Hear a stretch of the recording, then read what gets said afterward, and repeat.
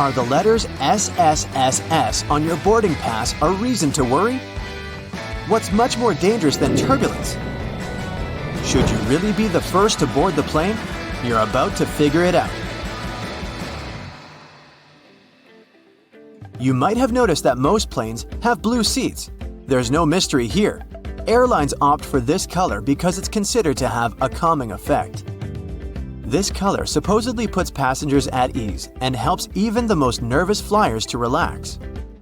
But there's also another, more practical reason. Stains, dirt, and scrapes are less visible on dark blue fabric. Never throw your boarding pass away in a public place. It contains tons of your sensitive information, including your name and frequent flyer number. This, in turn, may allow someone else to check your future bookings, change your seat, or even cancel your flights. So the best way to deal with the boarding pass for a flight you've already boarded is to take it home and feed it through a paper shredder. By the way, if you ever see the letters SSSS or S on your boarding pass, get ready for additional security checks. Instead of these letters, there may be a checkerboard pattern. Anyway, if you have any of these marks, your carry-on luggage can also undergo a thorough inspection. Why might they choose you for secondary screening? Some of the criteria are making a one-way reservation or paying cash for your ticket. In some cases, the selection is absolutely random. Look, your gate is open and the boarding is started. Wait, where are you running? There's no need to hurry. The trick experienced Globetrotters use is always board last. For one thing, you don't have to waste time standing in line. Then, there are fewer people on the jetway and in the aisle, and you spend less time on the plane. No one is going to take your seat anyway. There's one exception though. If you have a bulky carry-on bag, it may make more sense not to board last. Otherwise, the chances are high that all the overhead bin space will be occupied by the time you reach your seat. And then your bag may end up in another part of the plane, and you'll have to wait till the other passengers disembark before you get to your luggage. Duh! Before takeoff and landing, flight attendants usually flip a small switch on the bathroom door. This prevents it from flying open when it's not supposed to. With the same ease, a flight attendant can open the door when someone is inside. Look, they only need to lift the lavatory sign and move the knob into the unlocked position. Pilots don't worry about turbulence. That's because they know that there is a thing way more dangerous than any turbulence. It's an updraft. In most cases, turbulence only drops you a couple of feet down, even though it might feel as if you're falling from the top of the Empire State Building. If the turbulence is strong enough for the pilots to ask flight attendants to sit down, the plane can go 10 to 20 feet down. The most extreme white-knuckle turbulence is super rare. But an updraft is a big air mass, part of a storm or some other weather phenomenon, moving upwards. Pilots don't see updrafts on their radars at night, and when a plane hits one, it feels like driving over a huge speed bump at 500 miles per hour. An updraft is also extremely treacherous because it can push an aircraft upward to dangerous altitudes. Modern planes have a special system that detects other aircraft, mountains, and different solid objects in their path. 10 miles away from another plane, and a voice in the cockpit starts chanting, "Traffic, traffic." 5 miles closer, and the same voice begins to give pilots the directions. Airplanes can operate with one engine, even during takeoff and landing. Both engines failing simultaneously is almost unheard of. But even then, a plane wouldn't drop from the sky like a rock. Pilots would have up to 20 minutes to find a suitable place to land. The way the cabin is pressurized has a great effect on your taste buds. You lose up to 30% of your ability to taste sweet and salty things. In other words, it's not that airplane food isn't tasty, you just don't feel its flavor. That's also the main reason why airline catering companies add extra salt and spices to the dishes they cook. But you know what may help you? Noise-canceling earphones. For some reason, that probably has a scientific explanation. Cutting off all that noise around can help your taste buds. Each of those dings you hear during the flight has its own meaning. In most airlines, a boing soon after takeoff indicates that the landing gear is getting retracted.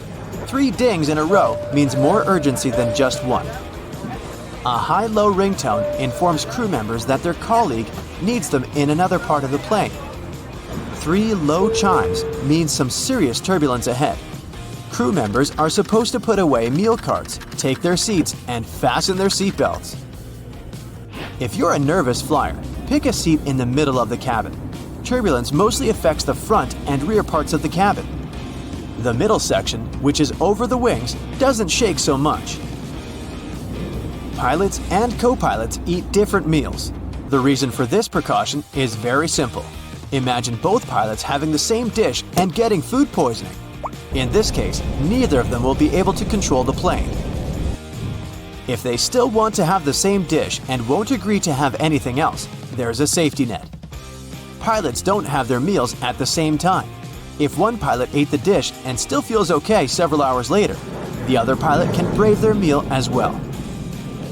What would you say when asked about the filthiest place on a plane? Nope, that's not the toilet seat. It's not even in the bathroom. Flight attendants warn that you should be particularly careful with headrests, seat pockets, tray tables, and seat belts. Experiments have shown that 1/3 of all seat belts have yeast and mold on them. Most tray tables are covered with bacteria. Seat pockets are extremely filthy too, but headrests are the dirtiest of them all. In most cases, flight attendants don't have enough time to change or disinfect them in between flights. If your captain announces they're finishing some paperwork, it means they're busy revising the flight itinerary or waiting for the ground staff to prepare the flight logbook. That's a journal that contains the official record of a journey. Some places, especially those flying long distances, have secret bedrooms for crew members to catch some shut-eye. These bedrooms, called crew rest compartments, are located either at the back of the plane or behind the cockpit. Such a compartment can have up to 10 comfortable beds where flight attendants can have a rest. Plane windows are made of super strong plexiglass that can easily cope with high speeds. And the window panes are shaped in a special way so that the high pressure inside the cabin pushes them against the aircraft body. In other words, plane windows are very unlikely to get broken. Once upon a time, plane windows were square, but the pressure built up in the corners of such windows, making them ultimate weak spots. This means that each square window had 4 weak spots. This made them likely to crash under the enormous stress of high altitudes. Luckily, making airplane windows curved solved this problem once and forever. Such a shape distributes the pressure and reduces the likelihood of cracks or any other damage. Planes regularly get struck by lightning, at least once a year or once per 1,000 hours of flight time. These days, it's totally safe. The electric charge simply runs through the aircraft's aluminum shell. It doesn't cause the plane any damage. But did you know that airplanes not only get hit by lightning, but they also trigger it? When an aircraft is flying through a cloud, the friction between its fuselage and the air creates static electricity. Sometimes it can cause lightning. Now, flight attendants are trained to notice some pretty important things about each passenger once they board the plane. Curious about what these are?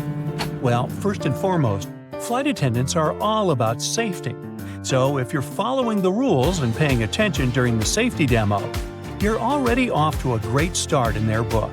But don't worry, they're not just looking for rule followers. They also want to make sure you're comfortable and have everything you need to enjoy your flight. One thing they notice right away is how much luggage you're carrying. If you're struggling to lift a heavy bag into the overhead bin, they'll probably step in and help you out. And if you're one of those people who insists on bringing a massive carry-on that barely fits in the bin, they might discreetly check to make sure you're not breaking any weight or size limits. Speaking of luggage, flight attendants can tell a lot about you from your suitcase. If it's covered in stickers from exotic locations, they might assume you're a seasoned traveler who knows their way around an airport. But if it's a beat-up old bag with duct tape holding it together, they might wonder if you're a first-time flyer or just someone who doesn't care much about appearances. Of course, one of the most important things flight attendants notice about you is how you treat them and your fellow passengers. If you're friendly, polite, and respectful, they'll go out of their way to make your flight as pleasant as possible. But if you're rude, demanding, and throw a tantrum when things don't go your way, they might not be as eager to help you out. And then some. They'll always take a sneak peek at what's on your feet, too. It's not because they're all secretly obsessed with shoes, it's actually for your safety. They check out your sneakers to see if you can quickly and easily run in case of an emergency. If you're planning to board a flight, you might want to think twice before rocking those high heels, unless you want to hear an emergency command to kick them off. Speaking of emergencies, flight attendants also like to look at whether you're a fit person or not. They do this just in case they need some physical assistance in the event of some bad, unwanted thing happening. And hey, if you happen to be a doctor, don't be shy about letting the crew know. You might just be a lifesaver. Now, let's talk about food and drinks, my favorite topic. Flight attendants are always happy to serve you, but they also notice what you order. If you ask for something that's not on the menu or request a complicated custom drink, they might raise an eyebrow. But if you order something simple and easy to prepare, like a glass of water or a bag of pretzels, they'll be more than happy to oblige. If you're planning to fly with your furry friend, make sure to prepare it for some attention from the flight attendants. Don't worry, they're just curious about your cute companion.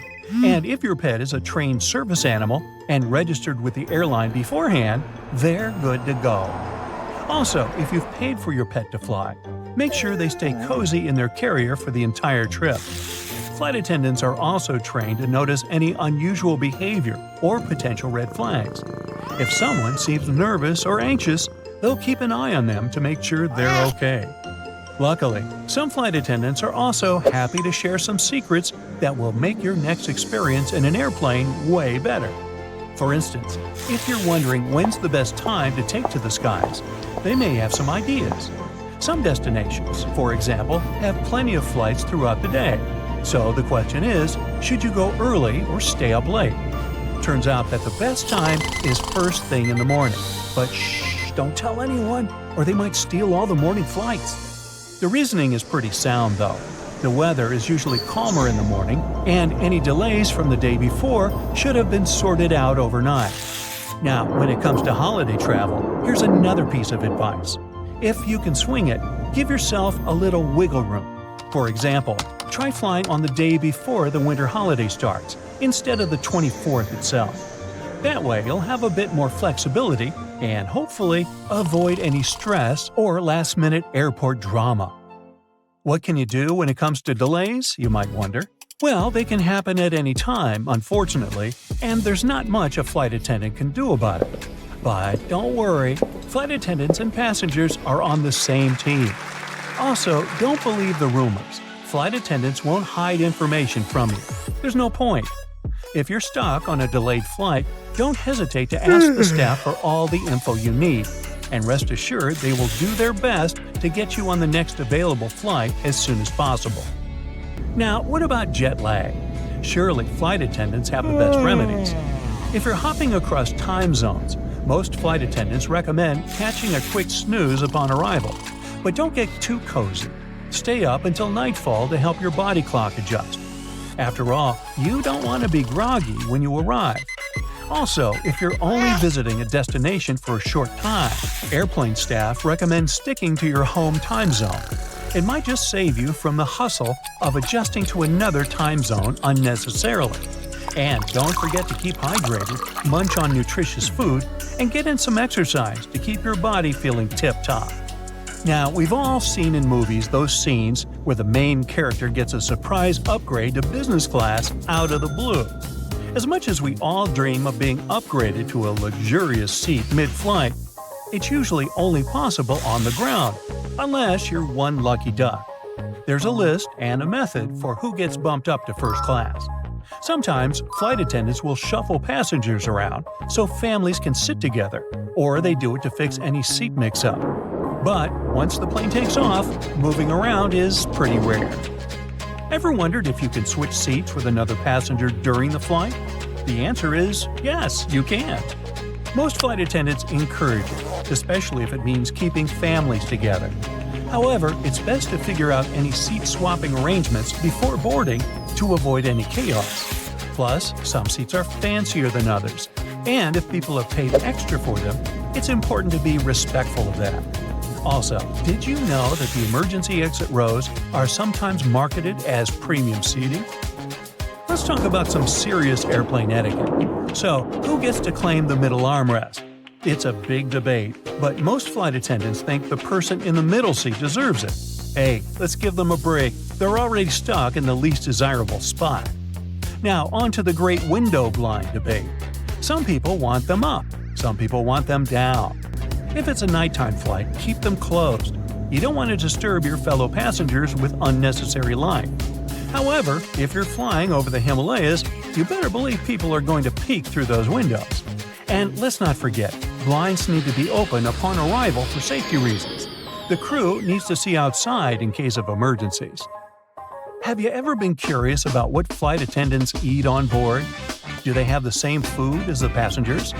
Turns out, they can have the same meals if they want to, but they don't always choose to. Some prefer to pack their own snacks, like hummus, apples, and popcorn, because the airplane options don't always keep them alert. They also focus on drinking lots of water and avoiding foods that might make them feel bloated, but they do indulge in airplane coffee. Some crew members even bring their own meals on board due to dietary requirements, or to add to the festive vibe on holiday flights. I once saw a passenger give a tin of holiday cookies to the flight attendants. You can bet she got some extra special attention. Well, here's quite a list for you. Yellow fever, malaria, Zika. These are just a few of the nasties you might pick up if you fly in shorts. Sure, the cabin might look clean, but check it out under a microscope and you'll see a different story. Take seatback trays. They're gross, with over 2,100 colony-forming units per square inch. Who knows how clean the actual seats are? Airlines aren't exactly shouting about how often they deep clean. Probably not more than every 1 to 3 months. Now, if you think planes get a good scrub down before every flight, think again. Every minute of delay costs an airline about $100, so there's not much time for a thorough cleaning. The crew does what they can, but wearing shorts is still a bad idea. You'll expose your skin to all that grime, and let's face it, you won't jump in the shower the second you get off the plane. So do yourself a favor and wear clothes that cover your skin. Plus, sometimes it gets excessively cold on a plane, so shorts will make you ask for a blanket on a plane. Now, listen closely, you don't want to do that. Those pillows and blankets are reused constantly and not always cleaned thoroughly. Let's just say short turnaround times between flights make proper washing unlikely. But even if they are, airlines use industrial detergents to wash pillows and blankets. You see what I'm driving at? Either make sure to wear proper clothing or bring your own blanket. If there's something you should totally wear on a plane, it's slippers. Yep, the ones you snagged from the hotel the last time you traveled. They're a lifesaver when you want to ditch your uncomfortable shoes but don't want to flash your socks, no matter how cute. Slippers are easy to slide on and off, making them perfect for those mid-flight bathroom trips. At the end of the flight, you can toss the slippers away. No muss, no fuss.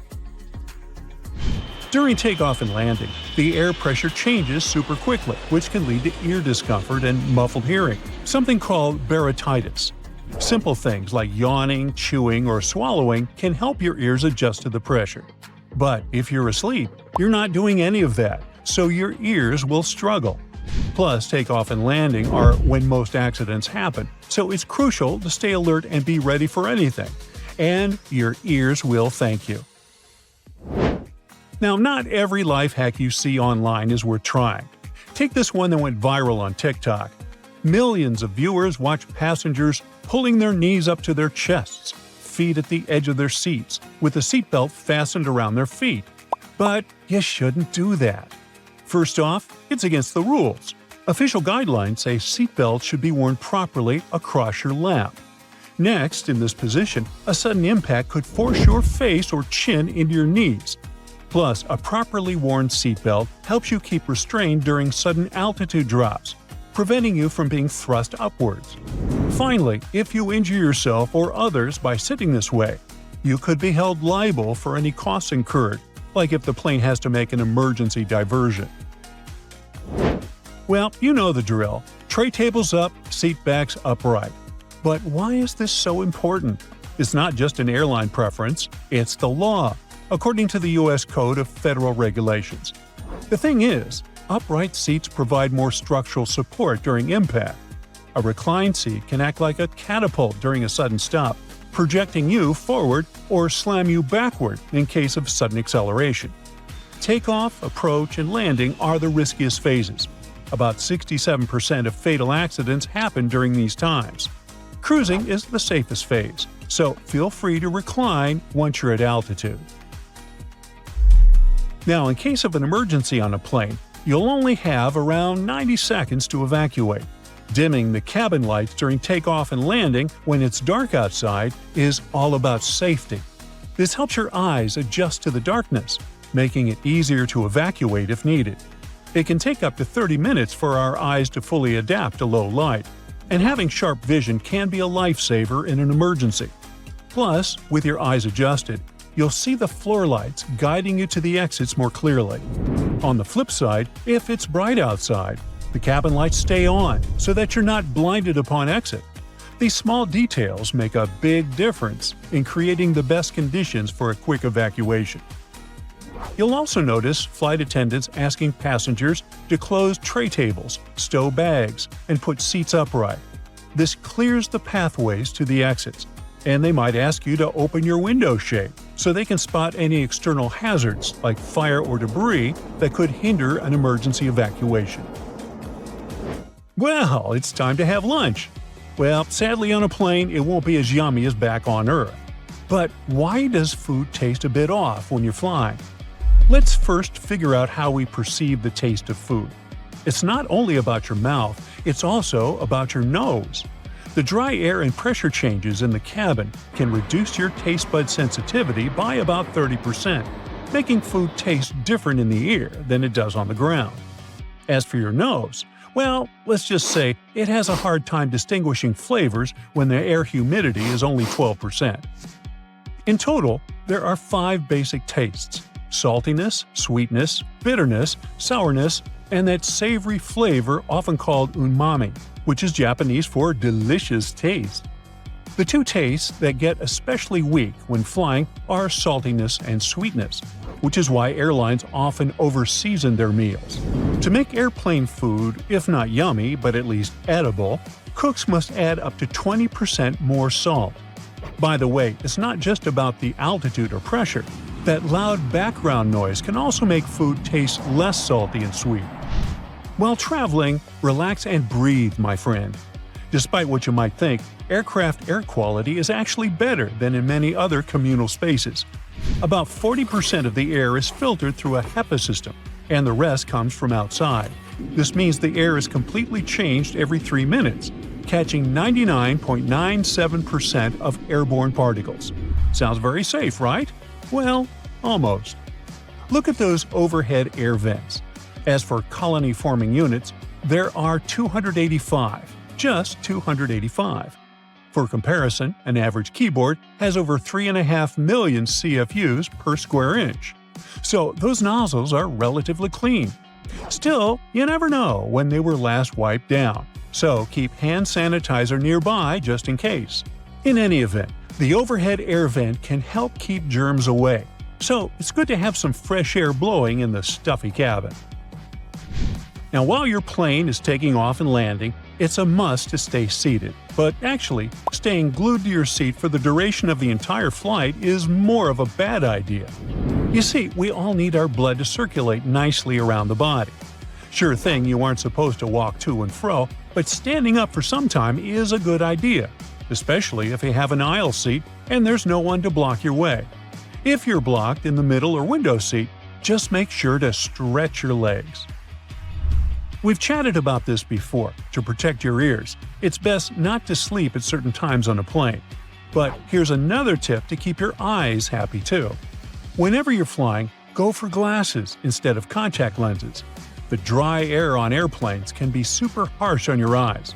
If it's your first time flying, you might not realize how bad it can feel, and taking out your contact lenses mid-flight can be a real problem.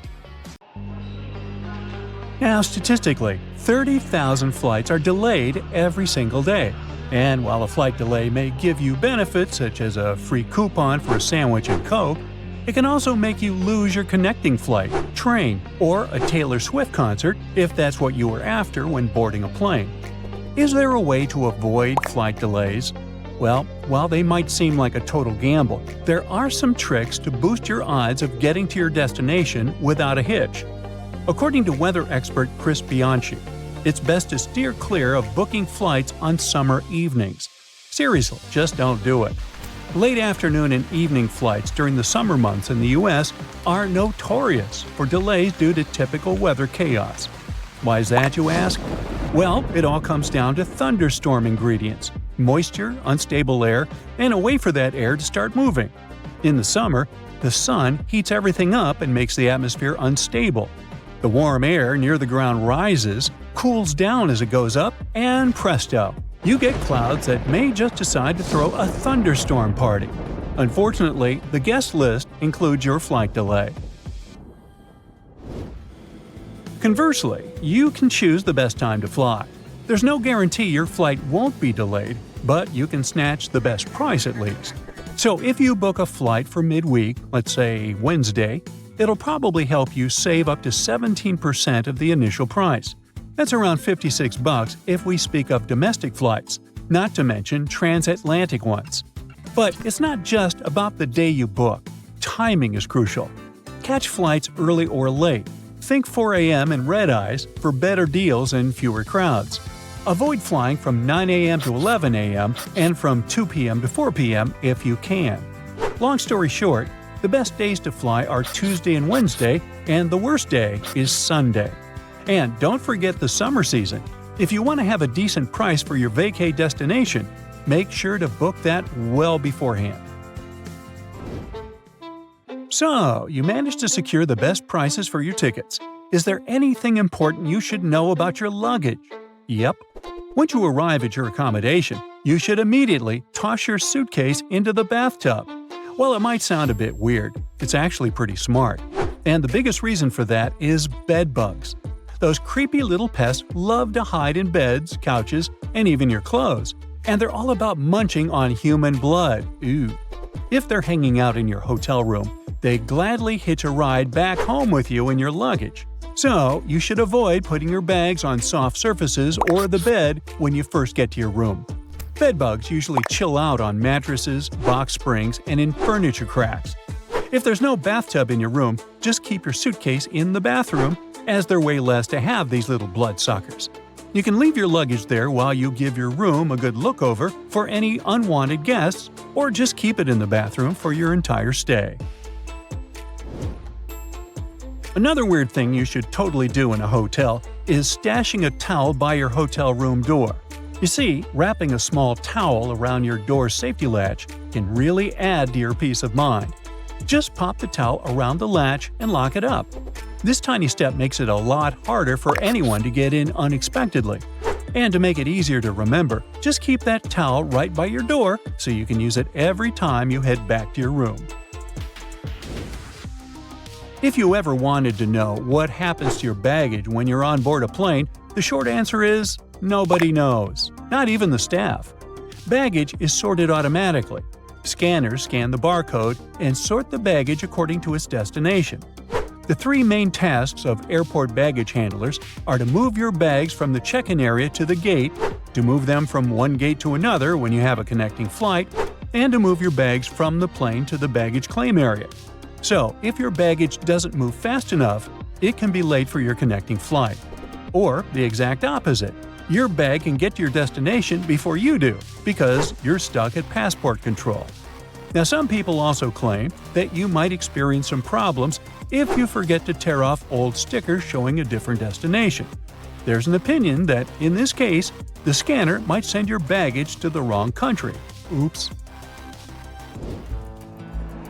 So, you arrive at the airport eagerly anticipating a well-deserved break from work, park your car in the lot, and discover the steep fees for leaving it there.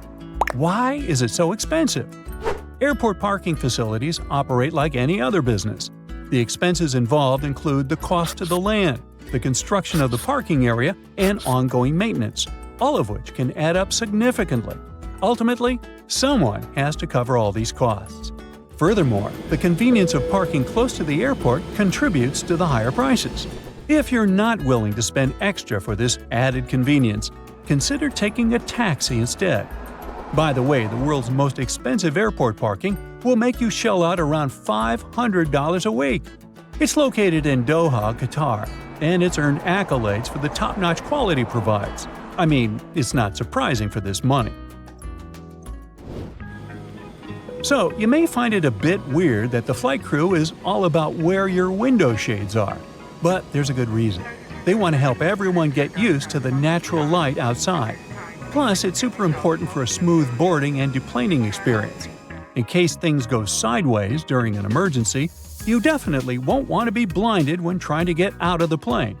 Also, keeping the window shades up during takeoff and landing lets the ground crew keep an eye on what's happening inside the cabin. If something goes wrong, like a fire, they can spot it right away and jump into action.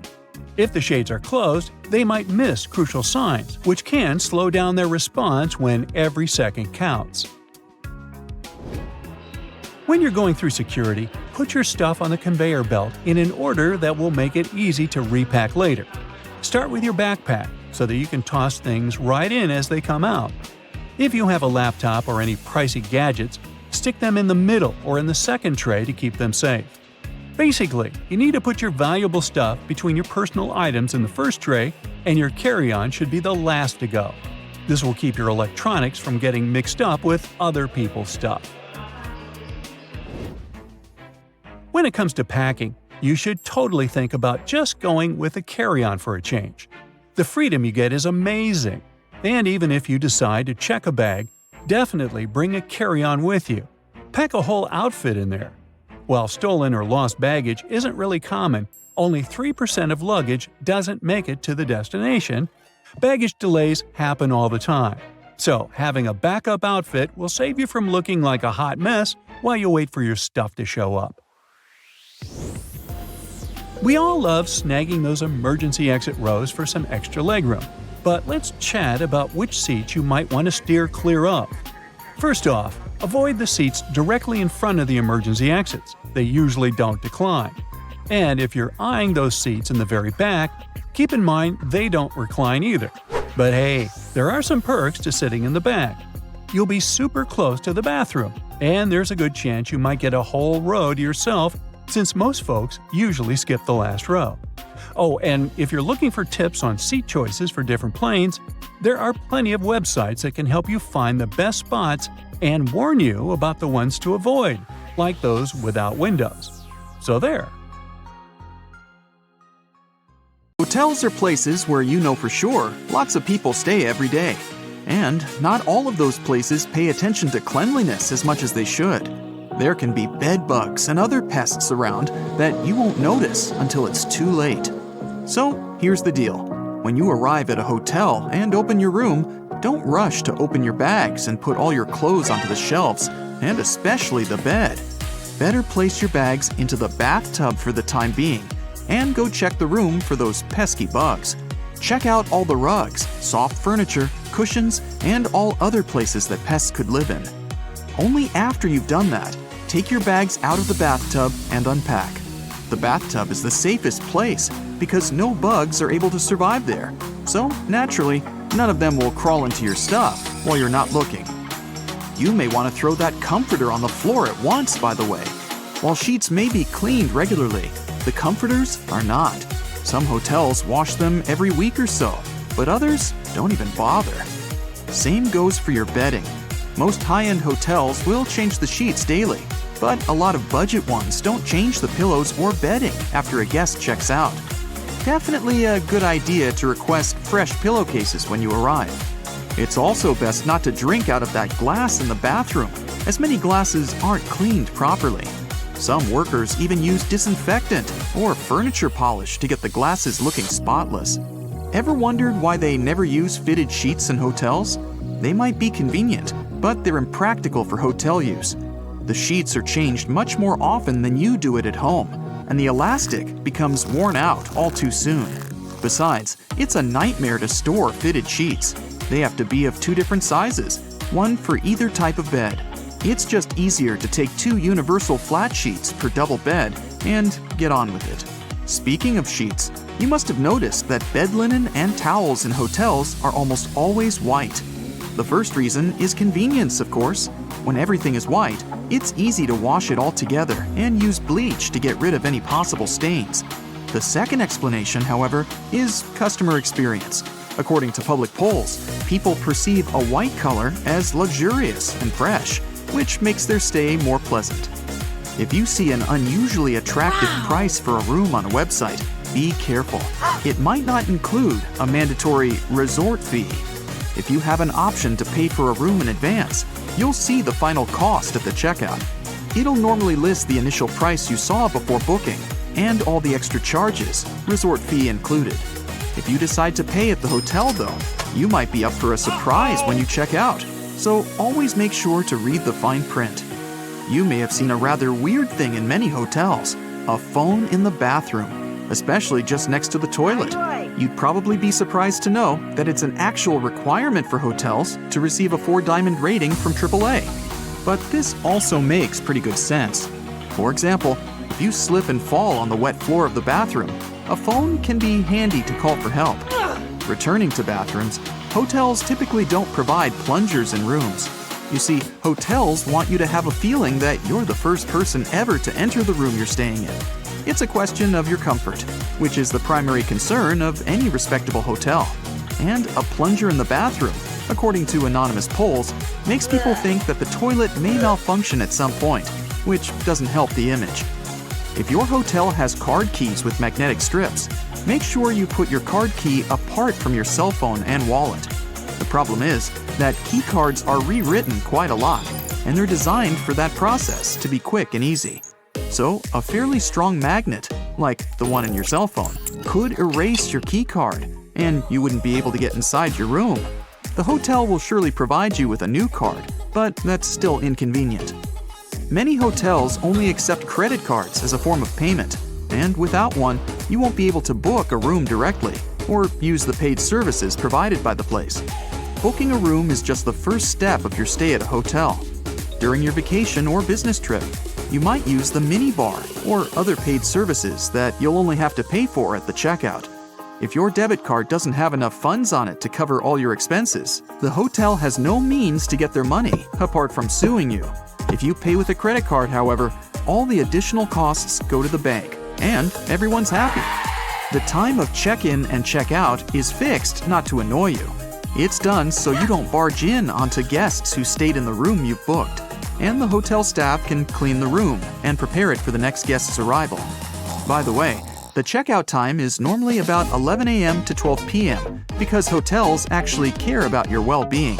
They not only let you have your breakfast, but also give you some time to prepare for departure without hurry. Isn't it kinda annoying that many hotels don't have a socket near the bed? In fact, time is to blame in this case. Lots of hotels around the world were built before mobile phones and other portable devices became so popular and widespread. Back then, of course, they didn't need bedside sockets, and many of them haven't yet caught up with the times. You can avoid this issue if you stay at a hotel that's been built relatively recently. Once you're at the check-in desk, it's likely that the hotel staff already recognize you. Many hotels, especially higher-end ones, will do a little research of their guests' social media. While this seems a bit creepy, it's only so they can see who you are to make your stay more comfortable. At check-in, you'll also be given an initial key which will reset the door lock and cancel any existing keys. But make sure to be respectful to your receptionists. Sometimes, they may play practical jokes on rude customers by key bombing. This is where they give you 2 of the initial keys. Either key resets the door, so once you use the second one, the first will no longer work. toothpaste is one item you probably won't find in the hotel room's bathroom. For budget hotels, it's often too expensive to order, as it's classified as a medical supply. For luxury hotels, it's the opposite. They often can't find a toothpaste manufacturer that's fancy enough to be present in their rooms. While the staff clean hotel rooms frequently, disinfecting smaller items is not on the top of their priority list. Remote controls and phones are some of the dirtiest things in a hotel room. So do yourself a favor and bring some disinfectant wipes to clean them before use. If you're thinking about putting your valuables in the safe for security, you may also want to think twice. Hotel locks use passcodes instead of locks, so there's a high chance someone in the hotel will know the master code. And who knows who else could get their hands on this information? Hotels usually overbook themselves, as the average daily no-show rate is around 10%. This means there's a chance that you won't actually get your reserved room. If you show up and there are no available rooms, chances are you'll get walked. This basically means the hotel will pay for a room at another similar hotel in the area. There's a surprising amount of items left in rooms that hotels don't want you to know about. In one hotel in Portugal, a worker even found a shark that was left behind. With no idea how it ended up there, the shark was eventually returned to its natural habitat, safe and sound. Most, if not all, hotels have fully carpeted floors, and there's a couple of very good reasons for that. First of all, it's your safety. You're far less likely to slip and fall on a carpet than on a wooden or tiled floor. Secondly, it's much more cost-effective because it's faster and cheaper to replace a spoiled carpet than change the whole flooring in a room. And finally, carpets add to the room's soundproofing, which you'll be thankful for if you have overly active neighbors. Ever wondered what a continental breakfast is and why it's called that? In fact, the name comes from the UK, which is a group of islands, and it means a breakfast that's served in continental Europe. It may include pastries, sliced bread with different toppings, meat, cheese, fruit juice, and hot beverages.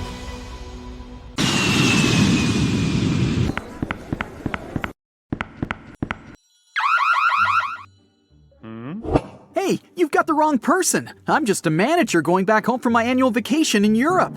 The TSA agent pulls out a massive chunk of delicious French cheese from your hand luggage. Turns out, you can only grab really small amounts of soft cheese on board, since it's considered to be liquid. Fun fact, you can bring a cheese grater on board without any problems, but you can grate no more than 3.4 ounces. That's the maximum cheese amount. Wait, you can't grate it. Cheese should be safely sealed in a plastic bag. Good news, hard cheese is fine to travel with. Okay, they took your cheese, a large bottle of water, you're bad, some cream tubes, and other fancy souvenirs. Look at that fine Swiss knife you grabbed in Geneva. It now risks ending up in an auction. If you're lucky enough, the airport might provide a shipping service to get your precious souvenirs, and even cheese, if it doesn't go bad, to your home for a fee. Still, not all the airports do this. So, some of the banned items will go to an auction to raise money. The confiscated items are usually sold in bulks, so it's going to be pretty hard to find the ones that you had to leave behind. Some other objects with more specific purposes are donated to different organizations. Pepper spray, for instance, would go to a police training academy. As for cheese, prohibited exotic fruits, and other food and water, well, they usually just get disposed of. Some items, especially really bad and dangerous ones, may be simply melted or destroyed. Magic 8 balls pose no danger, but they have to be checked in luggage. The problem is the liquid inside them. Yeah, it might be less than 3.4 ounces, but let's face it, it's hard to count the exact amount. Ask your ball if you can take it on board. It's likely to give you a "don't count on it" answer. Relieving gel insoles are a bit disturbing on board. The problem is the same. It's impossible to count the exact amount of liquid. So, no gel insoles, and no gel candles either. Perfume and nail polish are kind of forbidden too. It's not only about liquid on board restrictions, but also about etiquette rules. Some passengers may simply be allergic to their smell. Plus, they're flammable. As for nail polish removers, opt for an acetone-free version, since acetone is a no-go for hand luggage. Anyway, you can grab a bottle of perfume, as long as it's not too large and you don't use it on board. It would be a pity to leave a whole bottle in the trash bin before boarding. Still, you can sneak in the plane with more than 3.4 ounces of your favorite cream, claiming it's some medicine that you really need. But you do need to notify the airport beforehand. A bit weird, but it works. Sometimes. In case you need to check your body temperature on board, make sure your thermometer is electronic. Mercury ones are strictly forbidden. Who's going to pick up all the mercury balls if you accidentally drop it? Bowling pins are a no-go for hand luggage. Seems like the aircrew doesn't want anyone to have fun and play bowling in the aisles during a long and boring flight. No, it's all about our safety. They just think bowling pins might hurt someone. No sports equipment is allowed, be it a fencing foil, a bat, or even darts. Darts are sharp, and no sharp objects are allowed on board. Such items should travel in check-in luggage, unless you want them to end up in an auction. If you're into handmade things, and a transatlantic flight gives you enough time to knit a scarf or a pair of socks, opt for plastic or wooden knitting needles and wrap them carefully so as not to cause any damage. Those made of metal will probably be disposed of by melting, and they don't deserve such a fate. Snow globes, as with any other object containing liquid inside, aren't allowed through security. If your snow globe is as small as a tennis ball, you may be lucky to have it allowed, but it's better to play it safe and check the snow globe in. Liquid bleach is definitely a weird object for hand luggage, even if you're traveling in a white shirt. First, it's not allowed on board because it's highly flammable. Second, a brand new white shirt doesn't seem to be the right choice for a flight. Coffee and turbulence just don't mix. Third, the bathroom on board is far too small for laundering. If you're a hairdresser on a business trip, you'll probably have to invest a bit more when booking your flight. No hair bleach is allowed on board. Scissors aren't welcome either, unless their blades are 4 inches or shorter. By the way, scissors that aren't allowed to fly are often donated to schools, which is a good alternative to disposing them. Bad news for hairdressers again. Due to a gas cartridge that's filled with butane, cordless curling irons aren't allowed on board. Good news, electric curling irons are completely fine and safe. If you're an artist, you must have already struggled with security rules. You don't want your paint to get frozen or ruined in the luggage section, so you'll surely want to bring it on board. Security may be okay with your oil paints as long as they're under 3.4 ounces, but there's no way you can grab your extremely flammable turpentine. Now, in case you don't enjoy food on a plane and failed to order a meal on board beforehand, you can take any pan or pot on board and cook it yourself. No, you can't cook, and you can't grab a cast iron pan either. They're quite heavy. That's why they're likely to be dangerous. If a TSA agent confiscates it, it won't end up being donated to a local kitchen. It'll probably be melted. If you want to have some fresh smoothies while flying with fresh fruit that are allowed on board, like an apple or a banana, bad news for you. Blenders are allowed only in case you remove the blades, so technically it's not a blender anymore. Hey, here's when you need that cheese grater. English Christmas crackers can make a wonderful atmosphere of joy and happiness during Christmas holidays, but it brings nothing but a mess on board. It makes a cracking sound when pulled, which can frighten other passengers. They are not allowed in checked bags, just like party poppers and sparklers. High heels and thick soles aren't prohibited, but they do cause some problems. If you're wearing one of these, you may be asked to take them off to have them scanned. Sure, there are some plastic shoe covers, but these airport floors are swarming with germs. Wedding dresses are a bit of a problem too. Some dresses just don't fit in the X-ray machine, so they might need to be double-checked. All the fans of camping, beware. You probably want to check in a lot of luggage required for your trip, so make sure you check in the tent pegs too. Though, if you travel light with a carry-on backpack only, you'll probably need to buy some when you reach your destination. Since they're sharp objects, tent pegs are not allowed on board. It's hard to imagine anyone having a drill inside their 5-pound carry-on luggage. But anyways, these are not allowed. So if you're a creative person who wants to bring a drill home as a vacation souvenir because magnets are lame, you'll have to check it in. If you want to sneak in a plane with a dry ice DIY fridge, you're almost sure to fail. It's flammable, so safety regulations definitely prohibit it on board. You can bring up to 5.5 pounds of dry ice, but airline permission is required. Anything with an uncovered blade is not allowed through security. Instead, a disposable razor or cartridge blades can be taken on board. Box cutters and knives, with a teeny tiny exception of a smooth butter knife, should be in checked luggage. Soap bars are allowed on board, but don't panic if a TSA agent wants to double-check your bag after scanning it. It just may look a bit odd on the screen and mislead them. Liquid soap, instead, follows the universal liquid rule. Rules for batteries may vary. Spillable batteries are allowed neither in carry-on nor in checked luggage, and lithium batteries also can't be carried on board, only because if damaged, they can cause a fire. Okay, you travel with your Mr. Scratchy, and yes, a laser pointer is your furry friend's favorite toy. But you gotta make do without it this time, buddy. Laser pointers are not allowed in carry-on nor in checked luggage. A walking stick can be used as a mobility device and then let on board, but surprisingly, TSA may prohibit this item sometimes. Play it safe and notify your airline in advance. Bon voyage! It's your first trip to Egypt, and your new friends there invited you for lunch. The food seems a bit dull, so you decide to spice it up with salt and pepper. You don't see it on the table, so you ask the host for it, and you notice everyone's shocked. It turns out, it's a huge insult to the cook when someone wants to change the original taste of the food on their plate. The cook made it that way for a reason, and wanting to spice it up means showing that the dish wasn't good enough. You're used to doing it as a kind gesture around the world, but don't tip waiters, taxi drivers, or hotel workers in Japan. They can get offended because they already get paid for providing you with good service, and there's no need for extra money to make it any better. If you really want to show appreciation, just say thank you.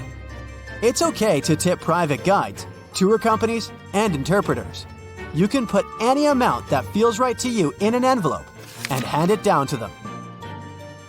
If you want to impress your new Japanese friends or colleagues, take some time to study chopstick etiquette. When you master the art of holding chopsticks, remember not to rub them together. People do it to remove splinters, so it might look like you're unhappy with the quality of the pair that your host provided you with. Don't put your chopsticks vertically in your bowl of rice. This way, it can be seen as an offering to the deceased. Don't wave chopsticks in the air or use them to point at things. Both are considered really rude. The same is with moving things with your chopsticks or the hand holding them. It looks disrespectful, plus you're likely to spill things. When in Italy, don't order a cappuccino after noon. The locals don't do it because they believe the milk and foam turn this drink into a meal, and it's not good for digestion. Also, be prepared to enjoy your coffee standing at the bar and pay for it before you even order it. First, you pay the cash register, then show the receipt to the server to get your drink. Are you a big fan of chewing gum? Well, you'll have an uneasy time in Singapore. Using, selling, and importing chewing gum is banned there, and you'd have to pay up to several thousands of dollars for doing it. This law was introduced in the 1990s to make the city cleaner and keep the local fast trains up to schedule. When they launched a new transit system, passengers stuck gum onto train door sensors, causing some serious delays. With the new rules, this problem was solved. The no gum policy, along with many other strict rules, did help to make Singapore a really clean and fine city. Pun intended. If you absolutely can't imagine your life without chewing, the local authorities recommend replacing the gum with bananas. When someone asks you to pass them something, like salt at the table in Bolivia, don't give it directly to them. Hand it to the person sitting next to them, and they'll pass it for you. If the person next to you is asking for that little favor, you still can't hand it straight to them. The person next to you will have to help. This table etiquette comes from a superstition that handing something to someone directly into their hands brings bad luck. For the same reasons, you can't reach across the table or stand up to pass something or toss it to someone. And don't forget to keep both hands on the table when you aren't eating. It might look like you're trying to hide something if your hands aren't visible at all times. When you arrive for a meal in Jordan, the hosts may give you some bitter Arabic coffee as a warm welcome.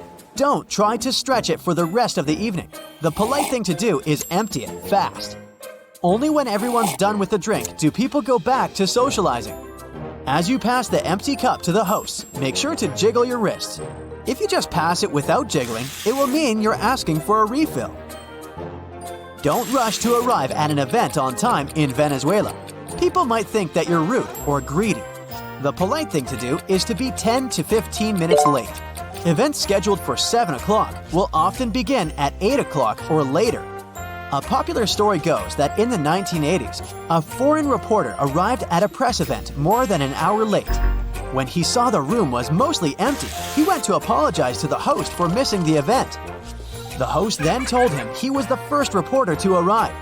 It's quite interesting because the clocks in this country have officially been 0.9 seconds ahead of the rest of the world for years. Are you planning to travel by bus in Ireland anytime soon? Don't forget to thank the driver for the ride on your way out of the bus. You'll hear an overwhelming majority of locals do it loudly, as it's basically not optional. Choose the gift wisely if you've been invited to a home in Vietnam. It's okay to bring fruit, sweets, or incense. Handkerchiefs are believed to be a symbol of a sad farewell, and cutting tools are a sign of cutting relationships. So don't bring those. Wrap your gift in colorful paper and don't opt for black. The locals believe this color to be a bad omen. When you present the gift, hold it with both hands. And don't be surprised if the hosts don't open it right away. It's done after the giver has left. Don't leave anything on your plate in India. It's a sign of disrespect for the food you were served. Food is considered sacred in the country, so it would upset your hosts a lot. So, wash and dry your hands before starting the meal. Don't forget to praise the cook, and wait for the eldest to stand up before you leave the table. In South India, it's common to serve food on a banana leaf. You gotta fold it over from the top when you're done with the meal. Folding it from the bottom means you weren't satisfied with what you got. It might be a good conversation starter elsewhere, but don't brag about your achievements in Denmark. The locals believe that everyone is equal, so you won't hear them talk about their successful careers or talents, or how special they are. And they expect the same from you. If you're looking for a good topic, they'll gladly talk to you about the greatness of their country. The Danes are really proud of it and all its wonders. If you're going on a trip to Germany and plan to drive on the famous Autobahn, make sure to tank up before you hit the road. Stopping, parking, making U-turns, and backing up on this super speedy highway is illegal. Yes, even if you have to stop because you've run out of gas, you'll have to pay a fine since you were supposed to plan things better. And although the Autobahn technically doesn't have a speed limit, watch out if you're passing by urban areas like Frankfurt, Berlin, and Munich, or construction works and heavy traffic. There will be special speed instructions for these spots. In case you're planning to explore Cyprus by car, quench your thirst before you start the vehicle. Drinking anything, including water, isn't allowed while driving on the island. So if you can't resist snacking or drinking behind the wheel, prepare to pay a fine. In Ethiopia, you gotta think twice before choosing a gift for someone. They see it as a debt they'll have to repay in the future. So, if you bring something really expensive, the receiver will either have to spend a lot of money on a return gift or feel indebted to you.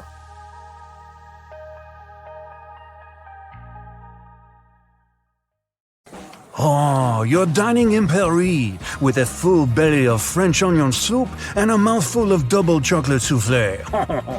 Okay, enough of that bad accent. The waiter approaches asking how your meal was, and mouth full, you give a satisfied expression and make the A-OK gesture. You expect to see happiness on the waiter's face, but he looks at you with irritation. Well, it turns out that making a circle with your index finger and thumb does not mean okay in certain countries. In France, it means zero or worthless. Instead of praising the delicious food, you called it worthless. Oops. In Venezuela, Turkey, and Brazil, it's a hand gesture you shouldn't use either. In these countries, this is a sign that will offend pretty much anyone you flash it at. Enough said. Just give them your biggest smile and wait till you finish what's in your mouth to give your proper thanks. All over the world, giving a thumbs up is seen as a positive thing. It's an expression of your liking towards something that everything is good. In parts of Italy, West Africa, Iran, and Greece, though, it carries a stigma as an incredibly offensive gesture. When visiting Malaysia, you use this digit to point at things. So next time you're trying to hitchhike in these countries, you should reconsider sticking your thumb out for a ride. You might never get picked up. Trying to order two of anything, or showing someone the peace sign in the UK, Australia, or New Zealand is fine, as long as you don't have your hand the wrong way. Do this gesture wrong, and you're giving a very offensive hand signal, which isn't going to win you many friends. So, make sure that when you have your index and middle fingers pointed up in the V shape, your palm is facing outwards, and you'll have a great time, mate! Bowing is used a lot in East Asian cultures to greet each other and guests. The deeper the bow is, the more respect you are being given. Fortunately, most Japanese don't expect foreigners to understand the bowing etiquette right away. They'll generally also accept a handshake or a nod, but being familiar and practicing your bowing etiquette before going to Japan will impress all the locals. How low can you go? Using your index fingers is considered impolite in several European, Latin American, and African nations. It's particularly rude in China, Japan, and Indonesia when pointing at a person. The gesture might be taken as you singling someone out to blame or insult them. If you ask for directions in the Philippines, you might be left scratching your head, wondering where they're pointing. Don't be alarmed. The locals use their lips instead of raising their hands.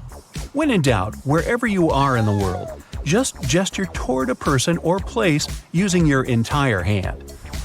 You might think that sticking your pinky finger out makes you look fancy, but in China, it's frowned upon. This gesture is the same as giving a thumbs down and meaning that something is making you unhappy. When taking photos with others, you want to be respectful and don't want to make any obscene hand gestures. Two gestures to avoid, in particular, are sticking up only your pinky finger and pointing at something with a dirty object, like a used fork or a chopstick. Now, it's fun to eat with chopsticks, but you might accidentally cause offense if you put them down the wrong way. When you're in China, South Korea, or Japan, don't make the mistake of sticking your chopsticks upright in a bowl of rice. This is considered bad luck. Oops. If you have to put your chopsticks down, simply place them on the side or across the bowl instead. Likewise, when eating in South Korea or China, don't ask someone to pass you some food. In these countries, you have to join in the action and grab what food you desire, and you're not going to offend anyone if you take that last bite either. In some places, it's acceptable to blow your nose while at the dinner table. Not all of us are even prepared for the sudden trickle of the nose, but as long as you excuse yourself and turn away, everything is okay. Except if you're vacationing in Japan, China, or South Korea, where the chilies can make your nose runny very quickly. So never blow your nose in public. If you must clear your nostrils, consider leaving the table and blowing your nose in the restroom or hiding away from any other observers while being quiet. It's considered rude and unhygienic to the people around you. Always use a paper tissue, not a handkerchief, and throw it away after use. Fiji is one of the top destinations in the world. Beautiful beaches and friendly people. Spending your vacation on this island, you're bound to meet a few local Fijians that'll want to shake your hand for a very long time. It's customary to hold your hand for the entire time that you're exchanging greetings, no matter how long. You should also make sure not to pull away too quickly. It's considered very rude if you end the handshake abruptly. If you are in India, you put your hands together instead of shaking a person's hand. Holding your hands in a prayer formation, tilt your head down slightly and greet the person with Namaste, with your hands close to your chest. Crossing your arms means nothing in most countries. Maybe you're cold, bored, or it just feels more comfortable. In Finland, though, it's likely to send the wrong kind of message. Having your arms crossed means major disrespect. Finnish people see this as a sign of arrogance and defiance. It's done mainly to tell the people around you that you're looking for trouble.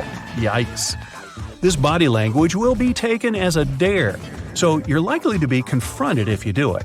Specifically, avoid crossing your arms at people directly. You don't want to cause any trouble if you're over there on holiday. It might be tempting to shake hands with a person as soon as you meet them in Russia. But if it's in a doorway, forget about it. It's not the end of the world if you forget this simple rule, but some Russian people consider it to be very unlucky.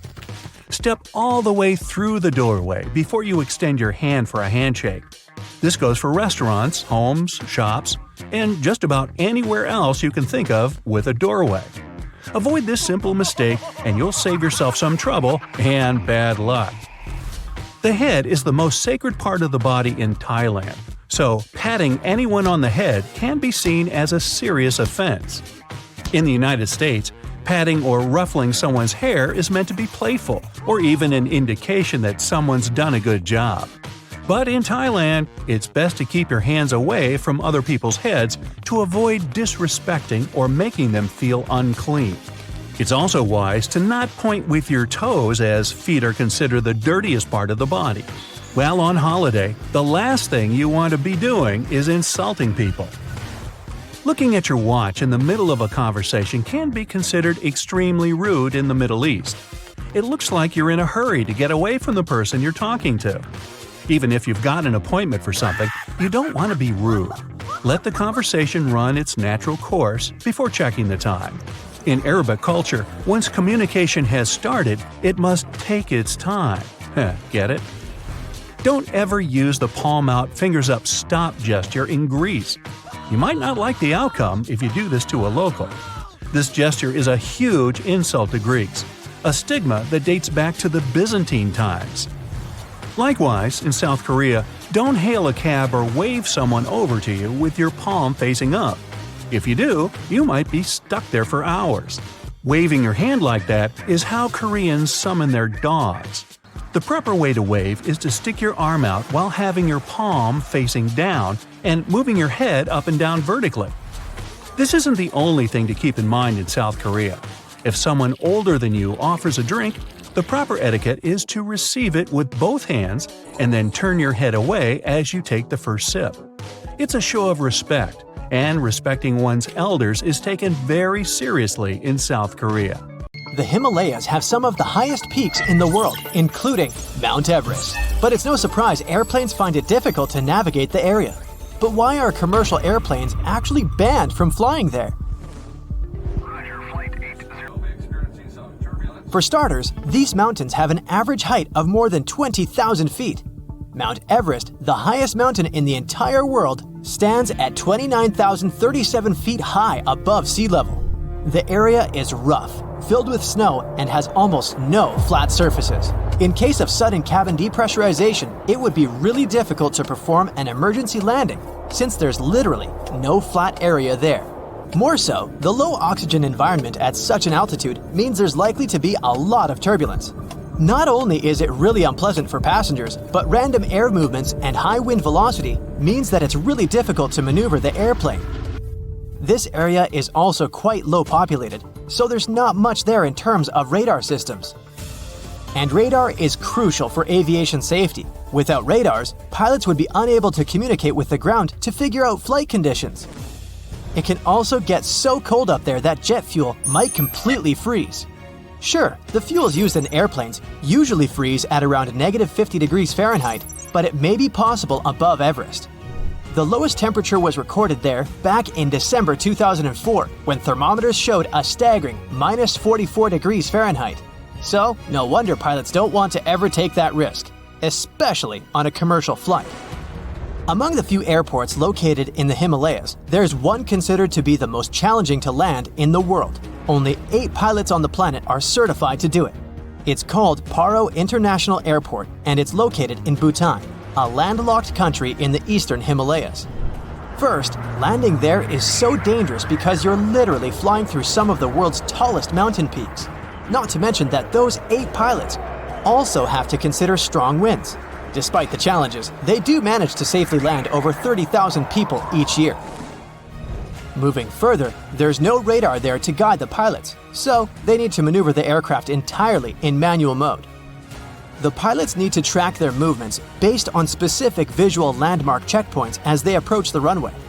Moreover, flights are only allowed there during daylight hours and under good visibility. These pilots also need to watch out for utility poles and roofs on the hillsides too. It means they often squeeze their planes between mountain peaks at 45-degree angles before dropping quickly onto the runway. No wonder only 2 airlines fly to Paro International Airport. Apart from these commercial pilots, there are specially trained helicopter rescue pilots who spend most of their career at 20,000 feet in the sky. Most of the time, they partner with equally experienced climbers who train by crossing the Khumbu Icefall. It's dubbed the most dangerous square mile on the planet. Made up of ice pillars as tall as a 6-story building, this huge stretch of the glacier on Everest's western side is filled with bottomless ice holes. It takes between 4 to 12 hours to get from one edge of the icefall to the other, depending on the experience of the climber. You may think it's a pretty serene location since you're literally only surrounded by ice and snow, but these local professionals claim otherwise. One Everest veteran said that the noise was actually the worst part of the job. The mountain produces awful squeaking sounds and sometimes even sighs. It often makes people feel like it's talking to them, warning them about the treacherous environment. Mount Everest isn't the only no-fly zone in the world. Surprisingly, Disney parks are also part of this exclusive club. So you won't ever be able to look out of your plane window and see the beauty of fairy tale castles from up above. In recent years, a lot of crowded tourist attractions, including Disney parks, have increased their security measures to make sure their visitors are as safe as possible. As such, no aircraft is allowed to fly within 3,000 feet of Disneyland in California or Walt Disney World in Florida. It was initially a temporary ban, but this rule became permanent back in 2003. Some other places don't have planes flying over them because of their historical importance, like Machu Picchu, located in the Peruvian Andes Mountains. There's also a large number of rare wildlife species and plants that grow exclusively in this area. It's crucial that they're protected as well as possible. What does it have to do with planes not flying over that area? Firstly, it reduces the volume of harmful chemicals in the area. Secondly, if a plane ever needed to perform an emergency landing in this location, it'd cause irreversible damage to buildings and wildlife. Surprisingly, planes can fly over the Greek Parthenon in Athens, but with one condition: not to get closer than 5,000 feet above it. This way, the historical building is kept a bit more protected from any emergency landings, since there are specially designated areas around it. You won't be able to see the Taj Mahal from above either, since it's one of the most important, oldest, and most beautiful pieces of architecture in the world. It also needs added security features. This building dates back to the 1600s. UNESCO announced it a World Heritage Site in 1983. The Indian authorities set up a no-fly zone above it in 2006. They did it to safeguard not only the building itself, but also the crowds of tourists that come there each year, 7 to 8 million people. Buckingham Palace is well known for being the residence of British monarchs. So, for the Queen's security, a no-fly zone was set up here too. Planes aren't allowed to fly over Windsor Castle either, to make sure the royal family is equally protected. Other important British buildings with no-fly zones include Number 10 Downing Street, the British Prime Minister's official residence and office, and the Houses of Parliament. George Washington's home in Mount Vernon, Virginia, can only have planes flying above it at more than 1,500 feet. The historical wooden mansion was built for President George Washington between 1758 and 1778. Unfortunately, the building has seen a lot of damage over the years. So, in an effort to preserve it better, authorities decided to prohibit vibrations produced by flying aircraft. That's why another no-fly zone was established there. It covers the airspace above this National Historic Landmark. That's probably the reason why you'll rarely see pictures of this house from above. Since it's the residence of the US President, it's not allowed to fly over Washington, D.C. It's also the home of Congress and other establishments. So, the authorities set a special flight rules area, stretching for 30 miles around Ronald Reagan International Airport. This means that it's one of the airports with the most precise takeoffs and landings. Pilots have to carefully tackle no-fly zones, which sometimes results in uncomfortable takeoffs for passengers. Whenever a pilot breaks a no-fly zone, it's a big problem, like the one that happened back in 2005 when a pilot accidentally steered the plane into a prohibited zone. The capital had to be evacuated immediately, and their regular activities were interrupted. Other capitals of the world have similar requirements, like Budapest, for example. In the capital city of Hungary, planes aren't allowed to fly over the ancient inner city of Pest and the Buda Hills. Almost all air traffic is generally prohibited above Paris too, with some exceptions. Aircrafts flying no lower than 6,500 feet. Flying helicopters are also a big no-no within the city limits. Only certain choppers undertaking precise missions can get special authorization. Generally, passenger planes aren't allowed near the island of Manhattan either, partly because of the really tall buildings there and the added risk of collision, but mostly because all three major New York airports, John F. Kennedy International Airport, Newark Liberty International Airport, and LaGuardia Airport are very close to each other, so the air traffic in the area has to be really well thought out to make sure the planes don't cross paths. So, it's pouring outside when you get on a plane. If you were in a car, you'd simply switch on the windshield wipers and the headlights after turning the key in the ignition. Do pilots do that? Airplanes spark so many questions, and it's time for some answers.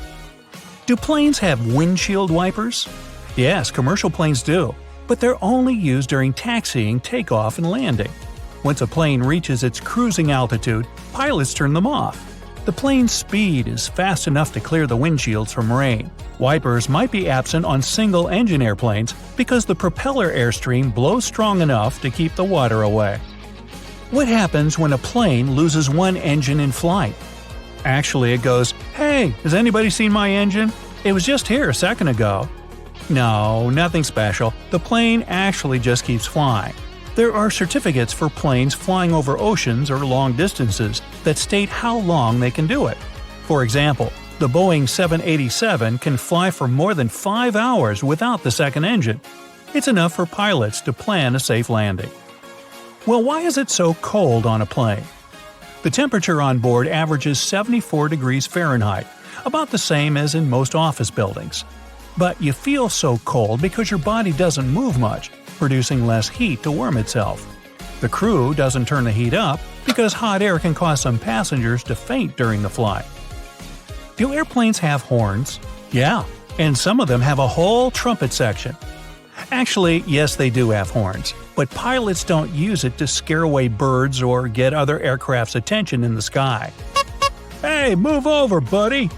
Actually, you can hear that high-pitched chime only on the ground when the plane isn't moving, like when an engineer checks something in the cockpit and wants to get the attention of a ground crew member. Why do planes leave white trails in the sky? It happens when the engine burns fuel. It ejects water and carbon dioxide that gets mixed with the atmosphere, and since the air is cold at high altitude and this exhaust is hot, the water condenses and may freeze, creating those white tails. Do airplanes have brakes? Yes, there are multiple disc brakes made of carbon steel material, similar to the ones in your car. But using them only isn't enough to stop the plane when it touches the ground. The braking system also includes different surfaces that slide out of the wings and disrupt the airflow. Can a plane door open mid-flight? The cabin pressure is the force that won't let that happen. If someone tried to do it, they would have to overcome more than 24,000 pounds of pressure, the weight of a ship anchor. Plus, there are lock bolts deep inside the aircraft structure that hold the door in place. What happens when lightning hits a plane? Now, statistics say this happens to every commercial plane about once a year. But the aircraft's metal parts and lightning protection systems prevent electrical buildup. So, in most cases, this leaves a plane with only a scorch mark on its surface. Why don't the seats and windows always line up? Good question. All commercial planes are designed with seats and windows perfectly aligned. But when an airline buys a jet, it often chooses to add extra seats. More seats mean more passengers and more tickets sold. And less of a view and less legroom for you. See how that works? Why do flight attendants touch the overhead compartment? You'd think that they're checking to see if it's closed tightly. But nope, They use a scalloped handrail hidden at the bottom of the overhead compartment for a steadier walk along the aisle. What are those white spiral marks on engines for? Well, since the ground staff wear hearing protection, they can't rely on their ears to decide if it's safe to approach the plane. Seeing that moving swirl on jet engines prompts them to stay away from the area. Why are there holes in airplane windows? Those windows actually have 3 panes of plexiglass. The tiny hole is in the middle one. It helps regulate the huge pressure difference inside and outside the cabin, so the outer pane can handle the load. If the outer pane happened to break, the middle one, even with a hole in it, would still be enough to keep the window intact. That hole also keeps the windows from fogging up. Why are there hooks on the wings? If there is an emergency landing on water, passengers have to step on the slippery wings to use some emergency exits. That's why crew members secure one end of a rope to the door frame and the other to the wing through the hook. Another rope is secured in the second hole, safely leading passengers along the wing to the inflatable slide. Why do the wings have different colored lights? It's for Christmas. No, that red light on the left wingtip, the green one on the right, and the white one on the tail make up the plane's navigational lights. They let other pilots know the plane's position and the direction it's moving in, toward them or away. Do planes have ignition keys? Well, since ignition keys are usually a security measure, most commercial planes don't need them. They're locked in hangars under 24/7 surveillance. To start the engine, a pilot just pushes buttons and turns switches. But smaller private planes, like a Cessna, have ignition keys to start the engine and even locks on the doors. Why are there triangles above the windows? These black and sometimes red stickers let the crew know which window is best to look out when they want to check the moving parts of the wing. If you get motion sickness during the flight, try to choose a seat between the triangles for a more comfortable trip. How can you get extra space on a plane? Well, if you're lucky enough to get an aisle seat, there's a magic button near the hinge under the armrest closest to the aisle. Press it, and the armrest will swing up to the back of your seat. Why are most planes white? Well, this color reflects the sun better than any other, so it helps keep a plane cool. It's also much easier to spot any cracks, dents, leaks, and other faults on the white surface. And paint makes a plane 1,200 pounds heavier, causing it to burn more fuel. Airlines save money by not painting them. Why don't airplanes have parachutes for passengers? Well, like paint, parachutes would also add extra weight, around 8,000 pounds. Plus, skydivers must go through at least 4 hours of training to learn how to handle a parachute. Lastly, jumping out of a plane at 35,000 feet in the air is simply not safe, because temperatures at that altitude are colder than the Arctic, minus 65 degrees. Why can't planes fly when it's hot? Well, the molecules in hot air are much more spread out. To lift a plane, you need dense air. That's why it gets harder for a plane to take off as the temperature increases. Besides, scorching weather can overheat the internal machinery or even melt some of its parts. So, if it gets 104 degrees Fahrenheit outside, your flight might be delayed. Why do planes have round windows? The very first commercial planes had square ones, but after some time, they started flying at a higher altitude that demanded the cabin be pressurized. Frequent pressurization and depressurization deformed and even broke windows with corners. They were replaced with round ones, since they withstand the pressure much better. How do the oxygen masks work? Very well, actually. If the cabin is depressurized at cruising altitude, it loses oxygen. The masks provide that, but only for 15 minutes. It's okay though. That's long enough for the pilot to descend lower than 10,000 feet, where the air has more oxygen and people can breathe normally. What causes turbulence? Your trip gets bumpy because of 3 main reasons: storms, mountains, and jet streams. Just like an ocean, air creates waves when it meets a mountain, and sometimes it has nowhere to go but up in strong currents affecting a plane. Jet streams are bands of swift winds that appear when warm air masses collide with cold ones.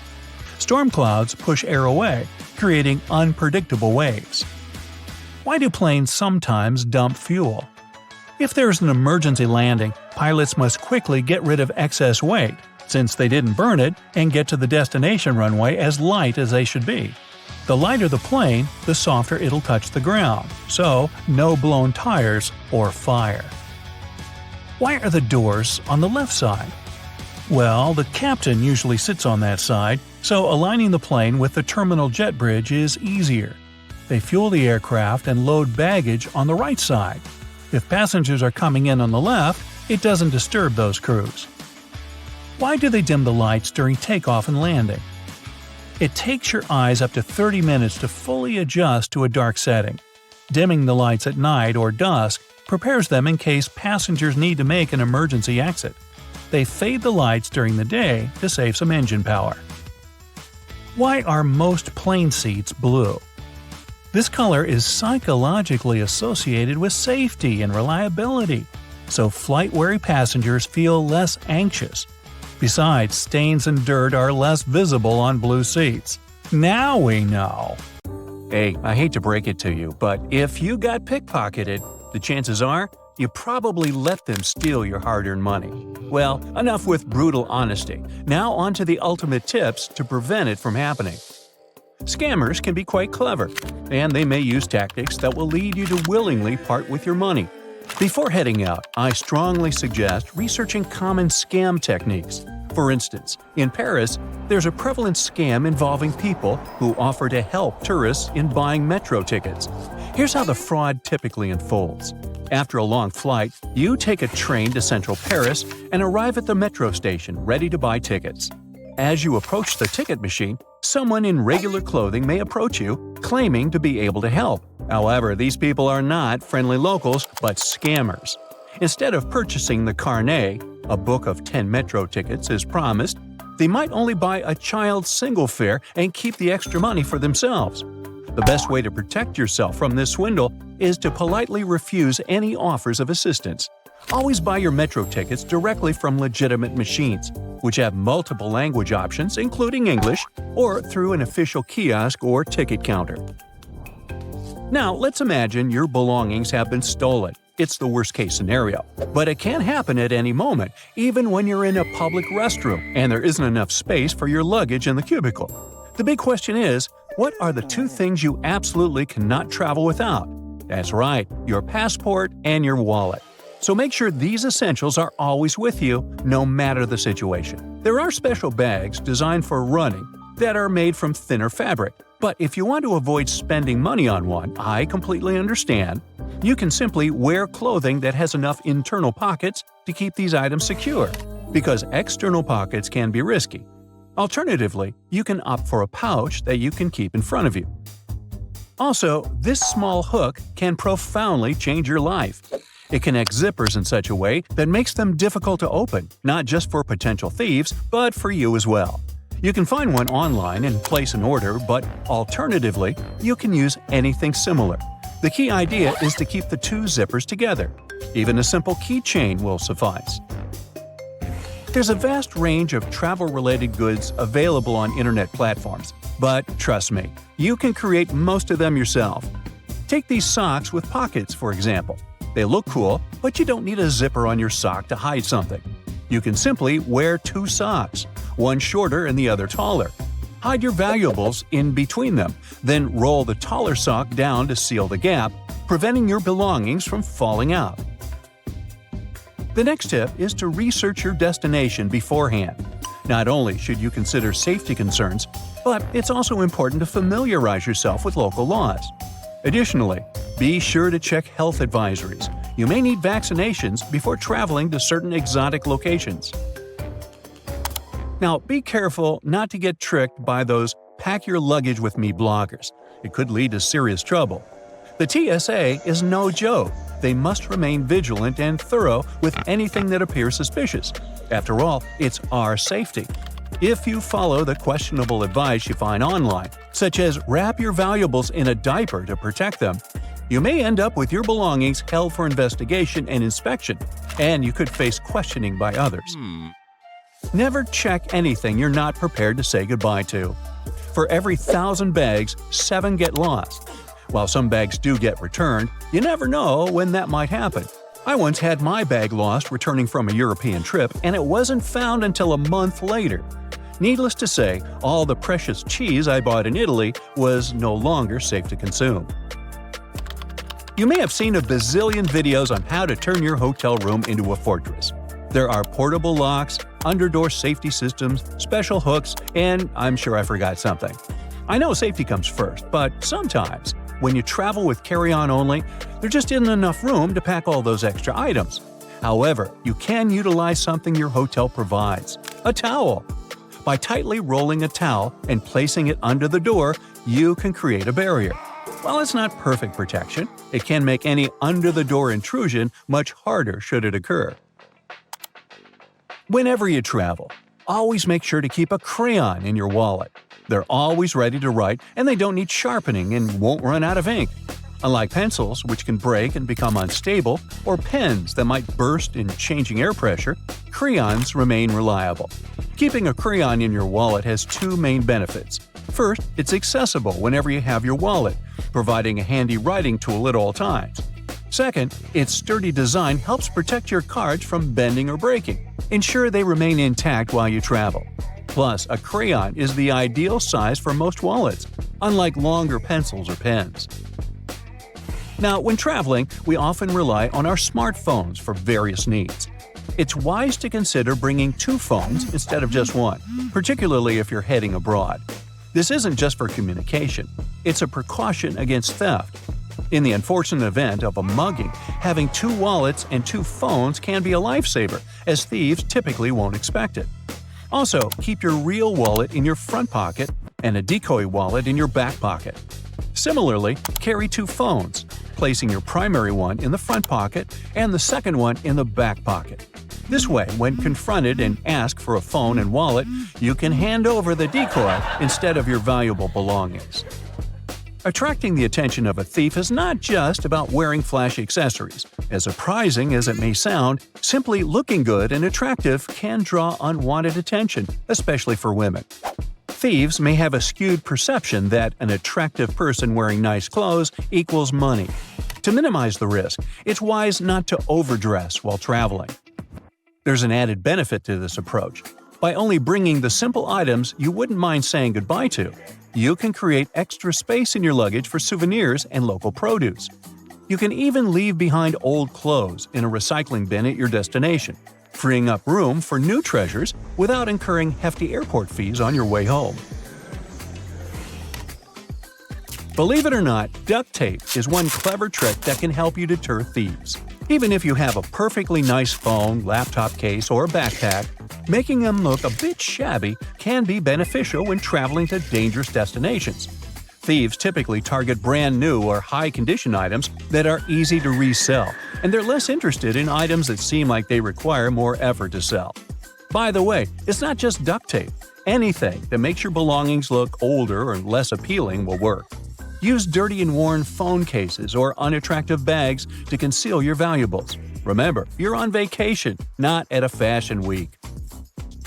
Hey, I've got a quick question for you. Do you know which spot is the most dangerous for pickpocketing? It's the Trevi Fountain, where many thefts occur. It's no surprise, it's always crowded, making it easy for pickpockets to operate. While this fountain is located in Rome, the Italian capital isn't as notorious as Barcelona, which is said to be the hottest pickpocket city on the globe. So, wherever you stop for a coffee in a nice bar in Barcelona, or actually anywhere in the world, your bags may become an enticing target for thieves. It's important to take precautions to keep your belongings secure until you're ready to leave. One effective strategy is to attach your bag to a sturdy object nearby. For instance, you might loop a strap around a chair leg, keep the bag on your lap, or place it between you and a friend. If a thief attempts to snatch your bag, these methods will make it more difficult for them, often leading them to abandon their attempt or get caught in the act. So hey, be careful and have a good time. Check around the corner, under the bed. Wait, what's that hiding over there? Hotels are supposed to be your home away from home, but do you know what secrets they're keeping? Here's what no staff member or manager would ever tell you. Some hotel owners are very superstitious of the number 13, or they know guests might be. Whatever the case, you may find room 13 or the entire 13th floor completely missing. In the Far East, the same can be said about the number 4. You can easily get an upgraded room without any additional charge if you have a birthday, anniversary, or wedding. Just call ahead of time and warn them about the upcoming event. You might be checking that bed for stains and bugs, but you're probably overlooking the dirtiest thing in the room – the TV remote. It doesn't get disinfected between guests. Put it in a plastic sandwich baggie before using it.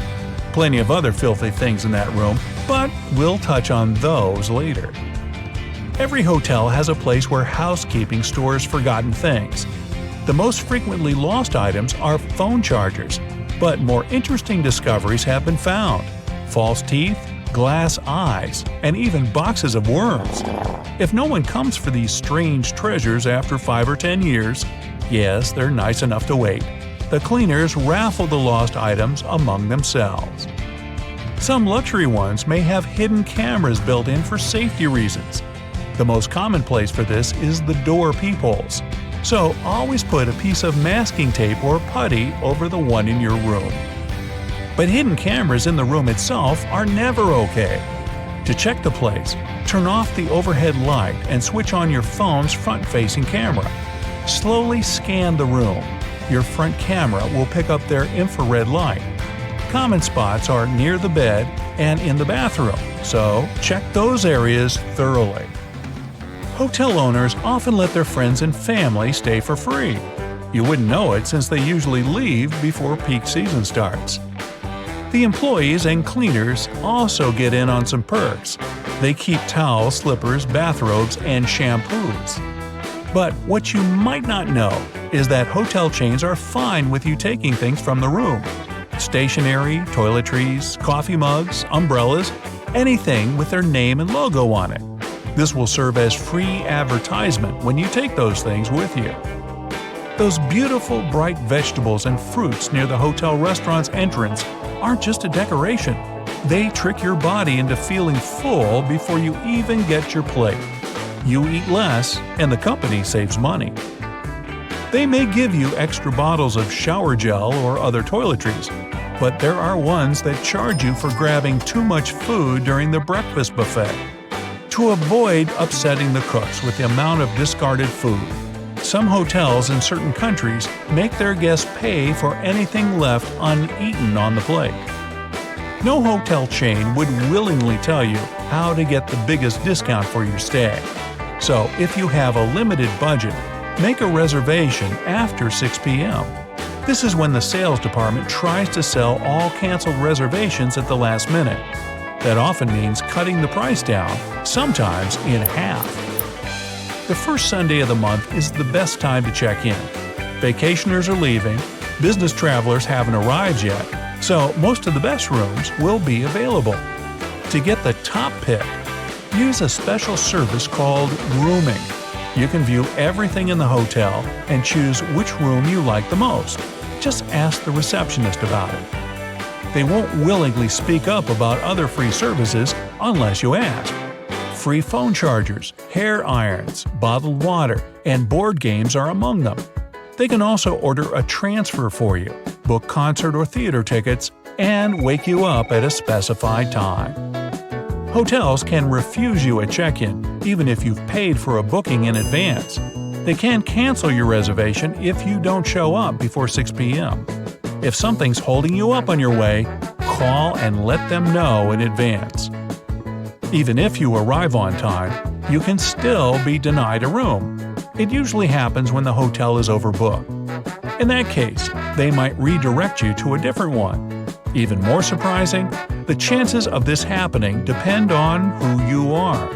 Young single men, couples, and groups of friends will usually get the boot before a family or a single older woman. It's because the first group is usually more flexible about the unexpected move. Before you pounce on that minibar, better check to see if those drinks are sealed. Hotel workers say they've had cases where guests finished all the provided beverages and then filled the bottles up with tap water to avoid paying for them. Shh, you didn't hear it from me. Large chains often have their own special transport for meeting important guests or getting around town. Their own taxis are usually cheaper than city ones. So if you want to save some money, check the cost of their transport at the reception. But don't ask the receptionist to recommend where you should have a meal. The hotel clerk will point you to a local place that pays them for the recommendations, even if it's overpriced and tasteless there. Guests don't really pay for the room itself, but for the hotel's location. Proximity to the airport, the beach, downtown, and famous sites will cost you an additional amount. Yes, even if it doesn't have any stars at all, and the conditions inside aren't great.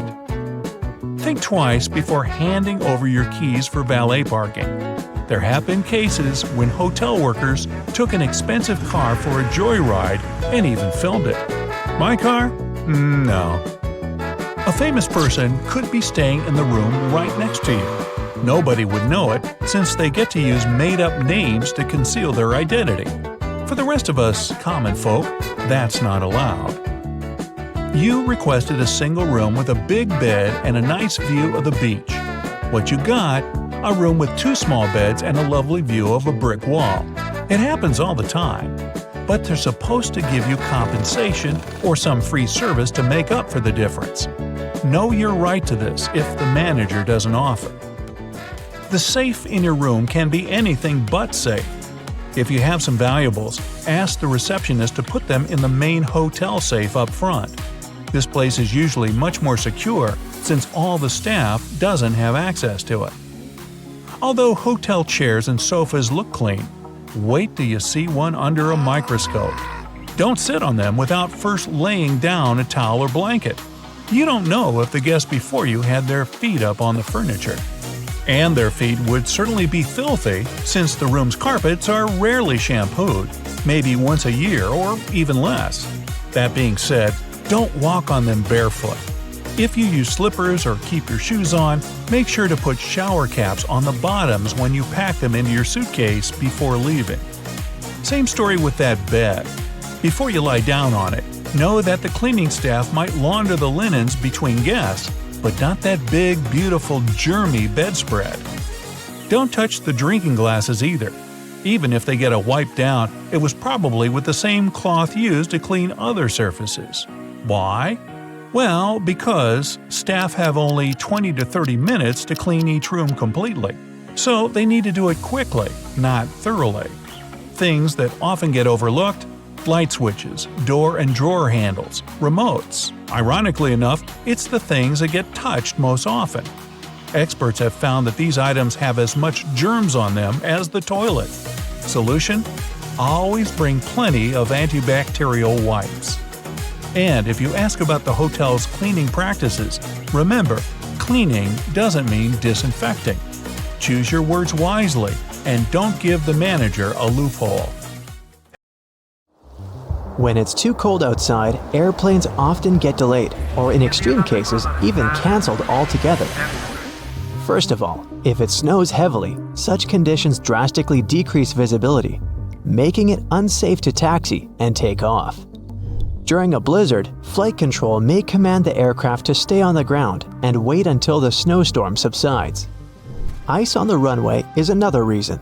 An airplane's landing gear are nothing like a car's wheels, and they can't be equipped with studs to avoid skidding. But even if they were, a plane needs to develop speeds on the ground that are much higher than on an average road to take off successfully. If the runway is slippery with ice, the airplane can slide off it easily. Things like this actually happened in the past. For example, in January 2014, the JFK airport in New York was shut down after a plane skidded off the runway and into the snow. Luckily, no one was injured, but the airport staff had to dig the aircraft out of the snow, and even the local police joined the efforts. Same story with landing, which is even trickier in freezing conditions because a plane is in much less of a controlled environment and traveling at even greater speeds. What's more, while an airplane that's about to take off and skidding will probably get into an open area and stop there, one that's about to land could end up crashing into the airport's infrastructure. Needless to say, that's way more dangerous for everyone. Freezing weather conditions can also cause frost and ice sheets to build up on the plane itself. Airplanes are carefully engineered, and any tampering with their structure may cause huge trouble. As experienced pilots say, even a thin crust of ice over the wings of a plane can mess with their delicate design and destroy lift. Planes can be de-iced though. The airport staff usually spray them with a special solution that doesn't let the ice build up on the aircraft's skin. But back to the runway. If it's covered with ice, there's little you can do. Unless the sun is shining, the chances of safely removing the ice from the pavement are almost zero. There's also a chance of damaging the pavement, making potholes, which can result in safety concerns for both takeoff and landing. Imagine driving over a pothole in a car at full speed. Pretty unpleasant. And now multiply it by about 1,000, because a plane is much heavier than a car, and don't forget that the landing gear is not exactly there for driving. Jet fuel and the equipment that pumps it can freeze too if the temperature is too low. The fuel freezes at -40 degrees Fahrenheit, but that can only happen on the ground before takeoff. At a cruising altitude, temperatures may drop as low as -70 degrees Fahrenheit, but since the liquid is inside the plane and burning down steadily, it's much warmer there. On the ground though, nothing stops the fuel from turning into ice. If that happens, no flights are available, obviously. Same goes for the pumping equipment. Even if the fuel is still liquid, the pump may cover with ice and just stop delivering the fuel into the plane's tanks. In the worst-case scenario, it might even break down, leading to expensive repairs and prolonged delays in flights. Finally, ground crews have to do a lot of work before takeoff or landing, and they're all human after all, so they can't bear the freezing cold for too long. This issue is often resolved by tag teaming. One group of workers goes out in the field to do the job, while the other is waiting for them in a shelter. After 20 minutes or so, the first group returns to warm up, and the second one takes up the job where the first one left it. Although it's efficient, it still slows down the operations a lot, so that might also cause delays. But despite all the trouble freezing weather can cause, it's actually more beneficial for a plane than extreme heat. Cold air is denser than hot, so planes gain more lift and stay truer while in the air. They're more easily controlled in flight too. Air molecules are slower and closer together, creating a steady flow of air around the wings and cockpit. At high altitudes, the air naturally becomes thinner as the air molecules spread out and become more scarce. That's exactly why planes can't get to the upper layers of the atmosphere. There's just not enough air there to create sufficient lift. The same happens when it's too hot down on the ground though. Air molecules get faster and spread out, meaning the plane's wings don't have as much air to push off and get into the flight mode. To take off in extreme heat, a plane has to move much faster to generate enough air resistance and lift. But to move faster, the plane needs its engines to work better, and that's also impossible when it's too hot. As the air gets thinner, the amount of oxygen decreases too. And jet engines use oxygen in the atmosphere for combustion. When they lack this crucial element, they can't convert enough energy into thrust, meaning slower acceleration and worse energy output overall. So the problem is that the plane has to have a longer runway distance to build up enough speed and lift to take off. But it can't because its engines are not working to the best of their ability. This usually doesn't cause trouble, but only up to a point. When the temperatures on the ground level reaches about 120 degrees Fahrenheit, some flights can get cancelled because it's simply dangerous for them to try and take off. Other planes are more heat resistant and powerful, but that also depends on the heat. Some aircraft even have to reduce their weight by removing part of their fuel, cargo, or even passengers when it's too hot. Lighter load means better acceleration before takeoff, and it doesn't help to avoid cancellations, but it also means planes aren't working to their full capacity. The average cruising altitude for an airplane is about 35,000 feet. They don't technically need to be so high up, but that altitude gives the best speed and efficiency. Air gets thinner at higher altitudes, which means less wind resistance, but less lift. For most commercial aircraft, the area between 30,000 and 40,000 feet is the sweet spot where the two factors balance out. You probably still aren't using a laptop from 1999, and your computer isn't flying at close to the speed of sound. Fortunately, planes have a much longer lifespan than computers. There are airliners from the early 1970s that are still just fine. They might not be able to keep up in terms of speed and fuel efficiency, but older planes are no less safe than their modern counterparts. Contrails, those white trails airplanes leave behind them at high altitudes, are easily mistaken for engine exhaust, but most are nothing more than water vapor. During a flight, moisture in the air collects in the engines before being vented with the exhaust. The hot, wet air leaving the engines mixes with the cool, dry air found at high altitudes, resulting in long, thin lines of vapor. Humidity determines when contrails form and how long they remain visible. Ever notice the numbers on the end of a runway? They're actually used to show the pilot which direction the plane is facing. For example, the number 36 is short for a heading of 360 degrees or due north. Along with numbers, the letters R and L indicate if the nearest runway is to the right or left. The lights on the tips of a plane's wings are called position lights or navigation lights, and they're used during times of reduced visibility. They help planes to see each other in the dark and can also tell pilots what direction an aircraft is traveling. The red light marks the tip of the left wing, while the green light is on the right. The third light is white and found on or near the tail. It might seem odd that the flight crew cares whether your window shades are up or down. The main reason is so that the passenger's eyes can adjust to the outside light. Mostly, it's just a matter of getting people on and off quickly. But in an emergency, the last thing they want is people stopping to blink before they evacuate the plane. Have you ever noticed that one of the flight attendants hides their hands behind their back when you enter the plane? Are they crossing their fingers for a safe takeoff? Nah. At this moment, they're counting the passengers as they board. They have a special little counter for this. There are lots of stories about how bad airplane food is. In fact, it's not that bad. It's your sense of taste that's on the fritz because of the dry air. It dries your mouth out of all its saliva and dulls your sense of smell, which helps to feel 80% of what you taste. So, airline companies add more spices into the food so you can feel the taste. Seatbelts are located on the stomach because of the turbulence. When that happens, the plane sort of jumps up and down. Your waist belt holds you so that you don't crash into the ceiling of the aircraft. The shoulder seat belts in the car protect against horizontal collisions.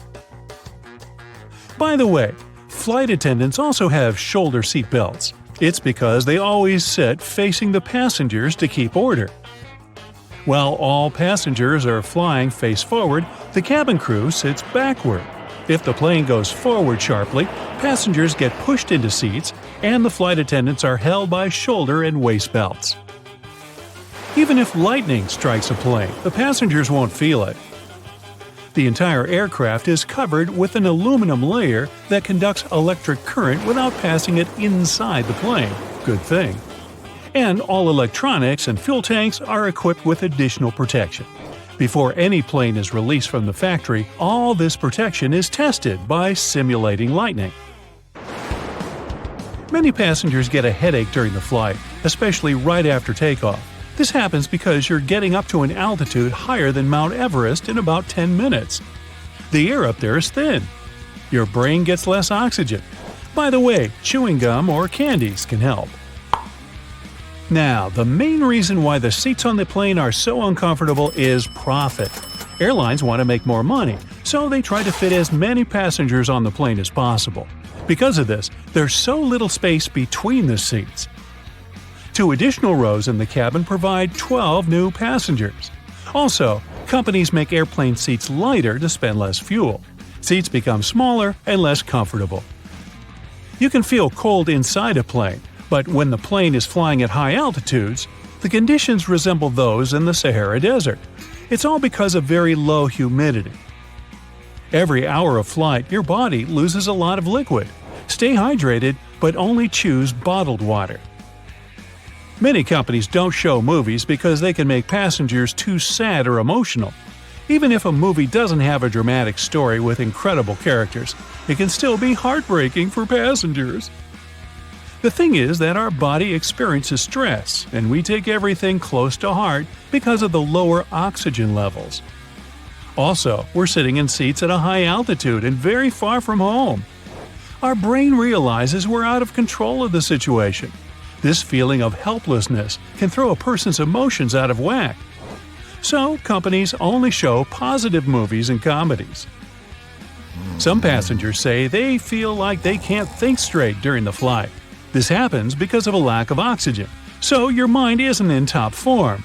Well, better not do any important tasks or make any important decisions. Your corneas are the one part of your body that doesn't have a blood supply. The only way they get oxygen is from the air. So, worsened eyesight and dry eyes are common problems on airplanes. The best solution here is to take with you eye drops along with gum. That worsened vision is the first reason the crew dims the lights and asks you to open the windows during nighttime takeoffs and landings. Your eyes need to be adjusted to the dimness in case of an emergency. The second reason is the plane crew needs to be able to see out the window. There's a theory that hair grows faster during the flight. Some people notice that little stubble appears on their faces after the flight, even if they shaved a few hours before they got on the plane. Anyway, this theory is not confirmed. Some say the cabin pressure, lower temperature, or even heightened stress levels can accelerate hair growth. If you experience stress and get nervous right after you step on the plane, your best solution can be a little training. Go to the gym or make a set of squats before boarding to prevent stress. Also, a good workout compensates for the hours you spend sitting still. Airlines lose and send in the wrong direction several million lost bags a year. Almost half of the lost luggage is lost because of transfer issues. They may not deliver your suitcase just because of lack of time. A plane can fly away before loaders put your luggage there. When this happens, they might carry these bags to another flight. And when your bag goes to the wrong place, it can be taken by other passengers accidentally. If you want to find your lost luggage quickly, take a photo of it in advance and then show it to the airport workers. You can also buy a special GPS tracker and put it in your suitcase. It works for 6 days, and you can use your phone to locate your luggage wherever it is. Airport staff take unclaimed luggage to a special center. If the owner doesn't show up within 3 months, the things inside the bags will be put up for sale in specialized stores. There, you can find clothes, jewelry, and electronic devices. And of course, it all comes with a big discount. The rumbling noise you hear after boarding is not my stomach. It is luggage being loaded on the plane. The compartment is right under the cabin of the aircraft, so it sounds quite loud. Aircraft tires can withstand pressure 4 to 5 times more than a plane actually gives them during landing. The metal wheel is more likely to break than the tire. Pilots also have different meals. This is necessary to reduce the risk of food poisoning. The flight can go well even if one of the pilot feels bad because of a stale burrito. If 2 pilots ate the same burritos, they could lead to problems. Oxygen masks drop down when the air pressure changes. At a certain height, there can be less air in the cabin. To prevent passengers from feeling this, they should put on oxygen masks. When pilots descend to a safe altitude, you can breathe without the mask again. By the way, masks only have oxygen for 15 minutes. This is enough for the pilots to descend to a safe altitude on which passengers can breathe. The wings of most passenger planes are located at the bottom of the plane. It's built this way because of the engine. It should be installed under low wings because it's closer to the ground and easier to repair. Another reason is that the wing should take a big part of the blow during a bad landing. And if the plane falls into the water, then the wings become a life-saving pillow. Fuel tanks installed in the wings are empty after the flight, and it helps to stay on the water too. The wings of cargo planes are located at the top to make it easy to load the cargo since the hull is located very close to the ground. Also, it helps to avoid getting debris into the engines in case when airfields aren't clean. Plus, this wing location has less aerodynamic resistance during the flight. Little triangles on the aircraft walls are special labels for flight attendants. The triangles mark special windows. You can see flashing indicators through these windows. It signals the landing gear is retracted and the flaps are closed. But for ordinary passengers, this is the place with the best view of the wings. Turbulence is a common thing during a flight, but usually it's so insignificant most passengers don't even feel it. Strong turbulence is rare. By the way, turbulence is just hot and cold air affecting a plane. For better understanding, imagine a big balloon people fly on. Remember the flamethrower installed under the ball? It heats up the air and the hot air raises the ball up. So turbulence is the hot air created by nature, and it makes the same thing with a plane that it makes with a balloon. Also, turbulence can occur if the plane gets under the hot air stream left by another plane. You know how they say, when in Rome, do as the Romans do? Meaning, in Rome, you need to make sure your goldfish has a deluxe bowl to live in. In Nigeria, don't you dare to bring your own wheelbarrow. And perish the thought of adding as much mayo as you want to your dish when you're in France. Yep, bans around the world may be surprising, to say the least. Number 1. You will never see a good old doorknob in Vancouver, Canada. Some time ago, the city changed its building code to require the use of cool and sleek door levers instead. This change is all about making buildings more accessible and easier to use. Not only new buildings are getting a new makeover, even Vancouver's historic City Hall had its fancy Art Deco doorknobs replaced with shiny gold levers. But it's not that you can't legally have it in your house. There isn't a team of doorknob police coming to your house to confiscate your knobs. You can keep them as long as you like. Number 2 comes with a GeoGuessr tip for y'all. If you see this chair in the picture, it means it's 100% not in Basel, Switzerland. It's called a monoblock chair, and it's special. You see, most objects give away clues about when and where they're from, like the shape of electrical outlets or the labels on your shampoo bottle. But the monoblock is context-free. Some people call them one of the world's most perfectly designed objects, while others say the homogeneous nature of the chair is disturbing and the real evil of globalization. But why is it banned in Basel? Turns out the authorities just want the city to be pretty, and the chair design isn't to their liking.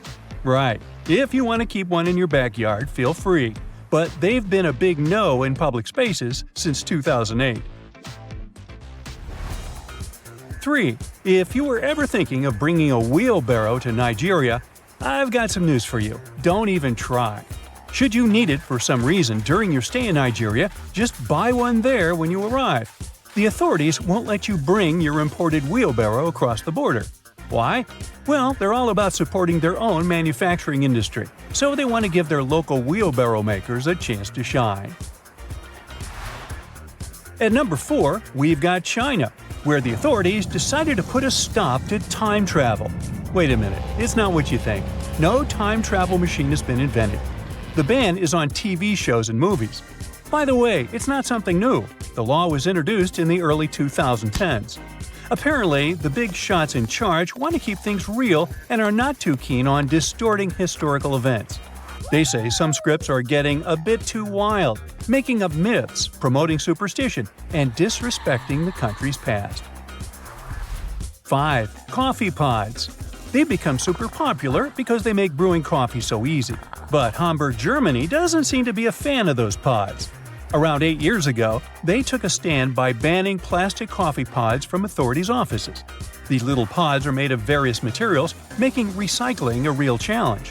While it's true that these coffee capsules can create a lot of problems, they're still loved by many.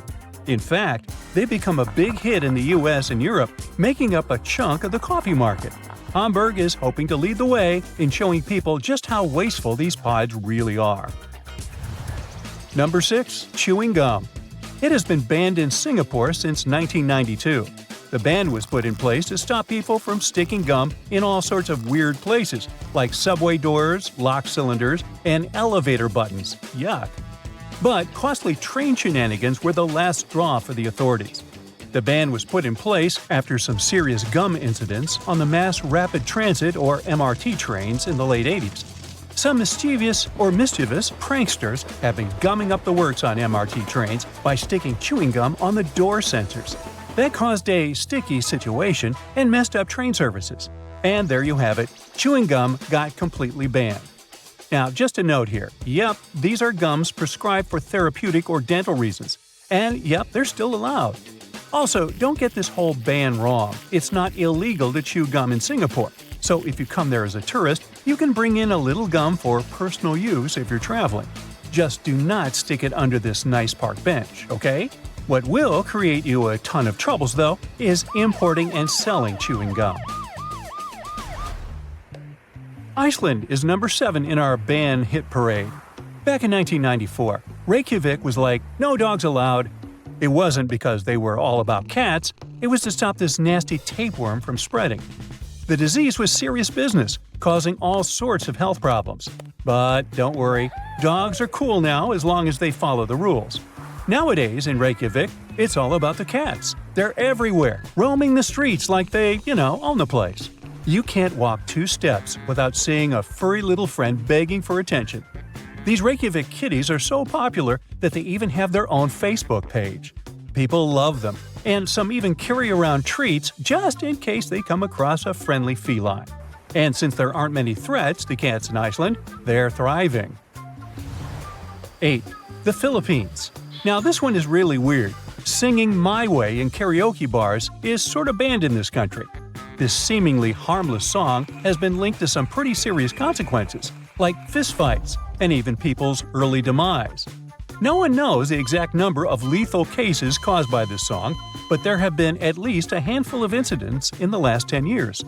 The song's lyrics, which can come off as a bit arrogant and prideful, seem to rile people up when sung in a not-so-great way. This has led some karaoke bars to unofficially ban the song to prevent any craziness from breaking out. 9. Hey, have you heard about Japan's Metabo law? It's all about measuring waist sizes to tackle obesity. It was introduced in 2008, and the idea was that if companies and local authorities didn't meet the goals, they would face financial penalties. The Ministry of Health believed this campaign would help prevent various health conditions. So, every year, people aged 40 to 75 had to get their waist measured. Employers and local authorities needed to make sure at least 65% of people participated. The goal was to reduce Japan's obesity rates by 25% by 2015, and if they hadn't made it, they would have gotten slapped with a fine. Did it work? Well, in 2024, there are only 4.5% of people who reportedly have weight issues in Japan. Number 10, and we're back to Canada. So if you catch someone in there counting out pennies in line, you can totally have some fun with them, legally speaking, of course. According to the Canadian Currency Act, there's a limit to the number of pennies you can use in a transaction, 25 to be exact. So if someone tries using 26 coins, you can play sheriff and send them to coin jail. Snatch up their pennies as evidence. Yeah. 11. And a condiment-regulated country here. Apparently, in France, they're cracking down on condiments in public schools. They're trying to make meals healthier for students. The rule is that you can't just go crazy with mayo, ketchup, and vinaigrette anymore. They have to be served according to the dish. Finally, Italy. In Rome, you can't keep your goldfish in a boring old glass bowl. Nope, that's considered cruel, because those little guys need their oxygen flow. Plus, if you keep them in a bowl for too long, they might go blind. Also, you can't give away goldfish as prizes. The law has a whole subsection about it. So if you're planning on bringing a goldfish home from your next trip to Rome, make sure you've got a fancy tank ready for them. And thank you for watching. Now, flying has long become routine for many people. But even frequent flyers sometimes don't know about things you should never do on a plane. Ooh. No bare feet on a plane. It's one of the biggest no-nos of air travel. Even if we omit the topic of unpleasant odors. Phew. The airplane floor is extremely filthy. People with contagious foot problems might have been walking the aisles barefoot before you. There's likely to be a lot of dirt left after previous passengers. And don't even get me started on the floor in the lavatories. Ew. If your feet need some freedom, take off your shoes, but at least wear your socks, or bring along a pair of light slippers. Keep in mind that the pressurized air in the passenger cabin is just as dry as it is in the Sahara Desert, with only about 20% humidity. That's why your skin may feel discomfort after a flight. But wouldn't it make more sense to install several humidifiers that could add some moisture? But this extra load would cost airlines lots of money. Plus, the plane's airframe is mostly made of aluminum and other metals, and humid air could lead to corrosion. So, don't forget to bring a moisturizer and use it during the flight. Always secure your tray table as soon as the plane starts moving on the tarmac, and never lower it during the takeoff and landing. It's a security measure, which ensures that you and the other passengers will have a clear pathway in case of an emergency evacuation. Also, keep your seat in an upright position during takeoff and landing. First of all, a reclined seat can seriously slow down an emergency evacuation, since it will block a person sitting behind. What's more, the more backward you're leaning, the harder it is to get into the brace position during an emergency landing.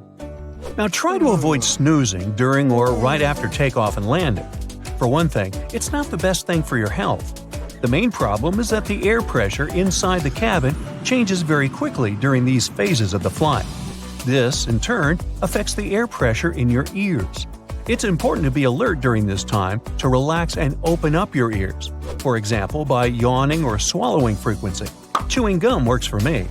If you're sleeping, you can't do this, which can lead to permanent damage.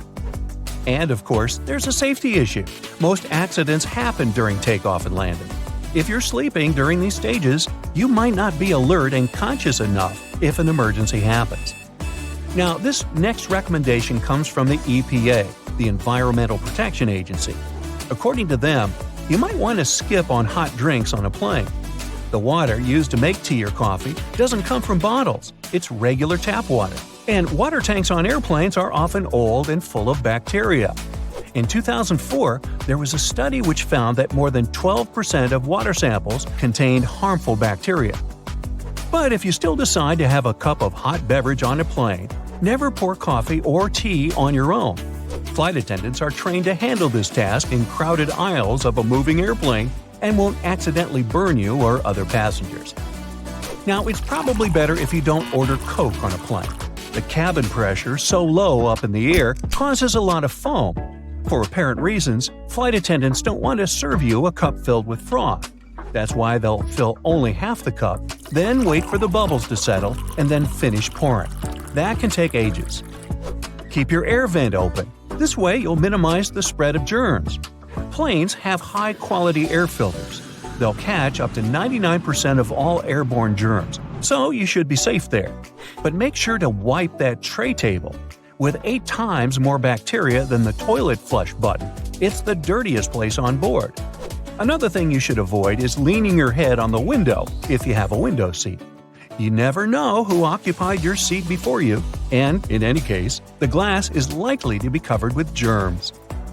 Say no to backless sandals and high heels on a flight. I do. There are very serious safety reasons for such a request. The first is that both these types of footwear make it very difficult to evacuate the aircraft fast. If you wear high heels, you will anyway have to leave them behind in case the crew is using emergency slides during an evacuation. The heels are very likely to damage the slide, so off they go. Now ask yourself, do you really fancy running away from the airplane barefoot? I'll answer that for you. Nope. Instead, wear sturdy shoes with a solid sole. In this case, you won't find yourself standing on the hot tarmac or in the weeds without any footwear at all. Don't stuff heavy objects into overhead compartments. Your things may not stay inside during severe turbulence, and while falling out, they will injure you and other passengers. Ow! That's why if it feels difficult to lift something into the overhead compartment, better put it under the seat in front of you or elsewhere. Now, don't blame the pilots for the hard landing. When you experience it in bad weather, it might be intentional. If the runway is covered with water or snow, the plane has to touch down hard in order to break the water layer and prevent aquaplaning. Otherwise, the water can perform the role of a lubricant, and the plane won't be able to brake or respond to any control. Deploying an emergency slide when there's no emergency is a very bad idea. It can cause hour-long delays and cost airlines thousands of dollars to pack the undamaged slide back into its container. Why would someone do it? Apparently, some think it'll help them get off the plane faster. Well, they're an idiot. Don't be one yourself. Just keep in mind that it doesn't work this way. Don't ignore the instructions of the cabin crew to open window shades during takeoff and landing. This way, flight attendants can see what's happening outside, assess the situation, and act fast, organizing the evacuation. For example, if there's a fire outside one exit, they will redirect passengers toward another door. Avoid carrying spray deodorants or shaving cream in your carry-on baggage. Both these things tend to explode mid-flight and therefore aren't allowed on board the airplane. A much better idea is to choose stick deodorants. You also mustn't keep power banks in your checked luggage, and if you want to bring one on board, its capacity shouldn't be more than 20,000 milliamps. Besides, you shouldn't use them during the flight since they might catch fire. In general, lithium batteries are safe to use, but since they're high energy, they can catch fire if they're not treated with care, misused, or if there's a manufacturing fault. Such batteries have been the cause of quite a few fires on board airplanes, as well as during ground handling. Do not worry about airport scanners, they won't harm your health. Otherwise, airport employees wouldn't be able to stay near them without special clothing. Even when you're passing by a baggage scanner, the risk is minimal. And the last one, don't act like a jerk on board. Behave yourself. I know you will. Also, never try to land a plane on your own. Nah, don't laugh, I'm not kidding. In movies, they often show us that something happens to the pilots and they can't land the plane. And that's when the main character, a very skillful person, starts their game. Unfortunately, it's close to impossible to do it in real life. Even if a person is a genius, is fond of computer simulators that match the real model of an aircraft 100%, and is ready to follow all the instructions from the ground, they're likely to fail due to one simple aspect: stress. It is true that there have been cases throughout history when amateurs landed smallish private planes after the incapacitation of a pilot. However, there has never been a case of a non-professional pilot landing a commercial passenger airplane. It's only in the movies. Hey, summer's coming! Here's our Brightside-approved checklist of stuff you gotta take with you, plus some tips for you to be fully prepared for your vacation. No matter how hard we try, we sometimes tend to overpack. Who, me? Now, remember one thing, the bigger your suitcase is, the more you will try to cram into it. Next time you pack your stuff, try to stick to a 5-4-3-2-1 rule. This rule says that for a 1-week vacation, we can easily limit to 5 pairs of socks and underwear, 4 tops, 3 bottoms, 2 pairs of shoes, selected by how active you're planning to be on your vacation, and 1 hat. But I suggest we add one more item to this rule: a light-wear rain jacket, like this one. It takes no more space than 2 pairs of socks, but it can be a lifesaver for unpredictable weather conditions. If you're afraid your clothes will get dirty fast and you'll have to hide those ketchup stains on your vacay photos, there's a solution on how not to do it. Have you heard of on-the-go detergent? These are small packets you can throw in your suitcase and hand wash your clothes in the sink. Binder clips may seem to have nothing to do with vacations. After all, these are office essentials. But let me try to bring you over. They have a ton of applications. Use them to hang up wet clothes, hold broken luggage straps together, you name it. If you still prefer to ignore the 5-4-3-2-1 rule and you're struggling to cram a couple more sweatshirts into your suitcase or backpack, plastic bottles are going to help you out. Grab one and cut it in 2 halves. Next, you're going to need an elastic band. Then roll the sweatshirt you need in a very tight roll and put it in between the 2 bottle halves. Secure this weird construction with an elastic band and voila! It now takes up way less space in your luggage. But if you're not into DIY solutions, here's another option: packing cubes to organize clothes. They'll keep all your stuff well organized, and you'll easily find what you need without digging through your entire suitcase. Plus, they come in a variety of colors and sizes, so you can separate your clothing by type or color. Well, isn't that neat? Staying connected is essential when traveling, and a portable phone charger can help ensure that your phone stays charged even when you're on the go. Look for a charger with multiple ports so that you can charge your phone and other devices at the same time. Just a quick tip here. Many devices are now switching to Type-C cables, so make sure all your devices are compatible with your portable charger. If you're a frequent traveler, here's a piece of advice for you. Never ever unpack your toiletries. This way you won't forget anything next time you fly. The best solution is to keep a separate kit with all the products you need, like a contact lens case or a toothbrush. But if you still don't have one, it's high time you made up your goodie bag with your essentials. You probably already have small bottles at home. Make sure it has an inscription on them claiming the bottles are not over 3.4 ounces if you plan to take them on board. However, if you have no bottles, there are plenty of them online, like this one. The kit you want to buy should have funnels to pour any shampoo or gel easily. Some of the kits even have scoops, which is great. You can do ice cream. Nah, sorry. They help portion out a small amount of moisturizer so you won't spoil the entire jar with your finger grease. However, there are a couple of things you better keep in your pockets and not in the toiletry kit, like hand sanitizer and lip balm. While everything's pretty clear with hand sanitizer, lip balm has way more uses than you can imagine. If you have dry cuticles, lip balm will make them soft and pliable again. If you want to clean up your makeup, lip balm and a Q-tip will work wonders, unless it's minty. You can even use it instead of eyebrow gel if you left yours at home, and it can also help tame flyaway hairs. Traveling can be uncomfortable, especially when trying to sleep on a plane or in a car. A compact travel pillow can make a big difference in your comfort level and help you arrive at your destination feeling refreshed. Keeping your belongings safe while traveling is essential, and TSA-approved travel locks can help. These locks can be opened by TSA agents without damaging your luggage, making them a great option for air travel. The world is very diverse, and so are plugs. If you're traveling to a new and faraway destination, don't forget to check what kind of plugs they have there. For example, if you're traveling to the UK, you can stick to this adapter. A small spray bottle can significantly upgrade your look. Yes, it can.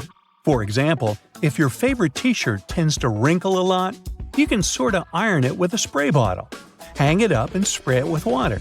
The wrinkles will disappear, and your t-shirt will look fresh and presentable, hopefully.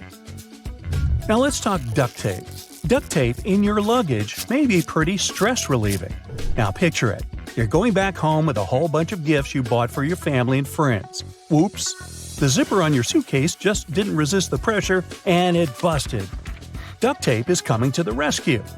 Yeah, a suitcase wrapped in duct tape might look somewhat funny, but it's still better than shelling out a pretty penny on a brand new suitcase you weren't planning to buy.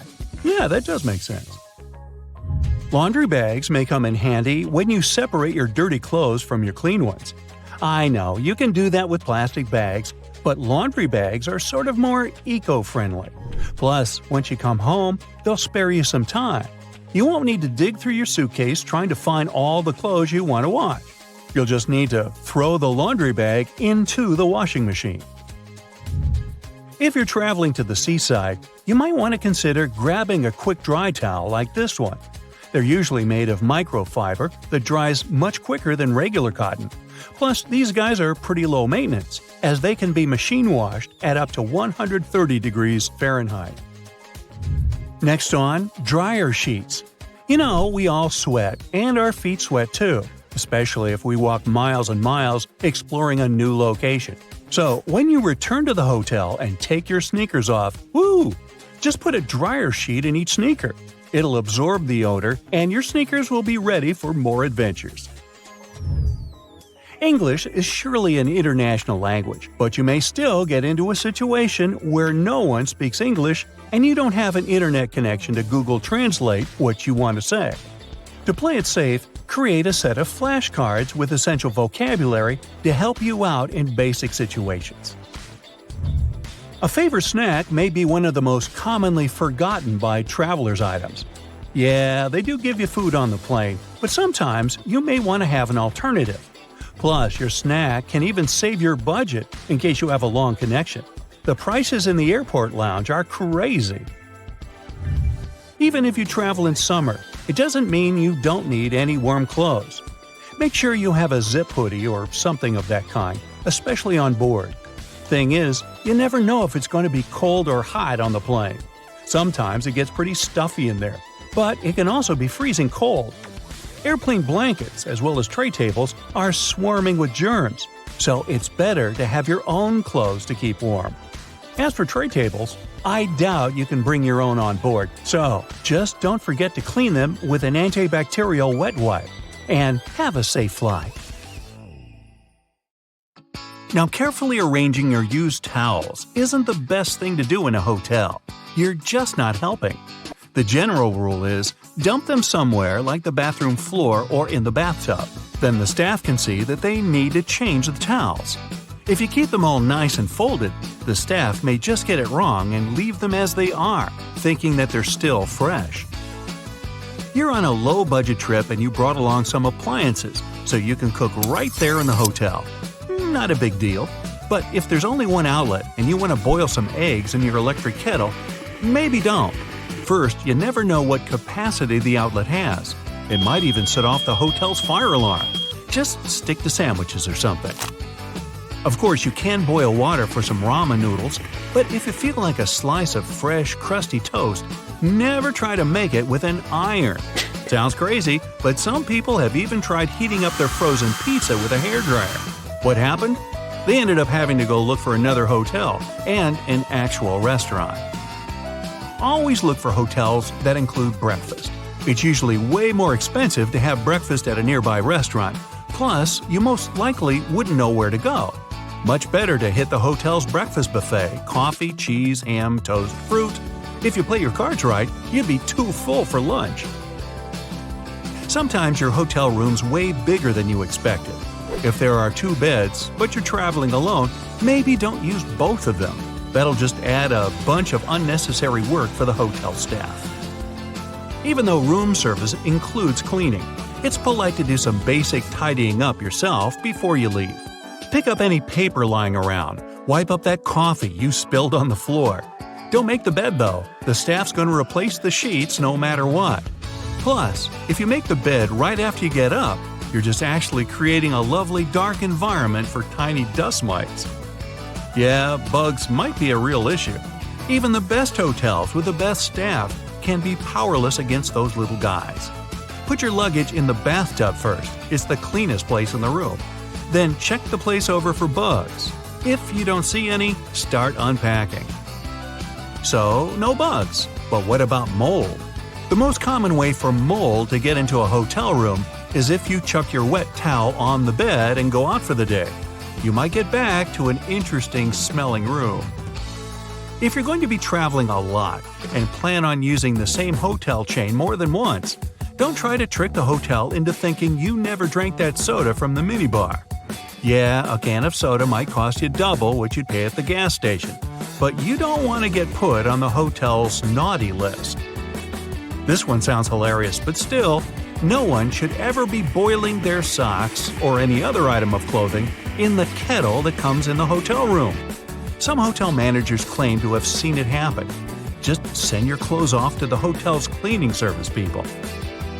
If you love sleeping on a thick pillow, ask the front desk for an extra one. Don't even think about moving that cushion from the couch.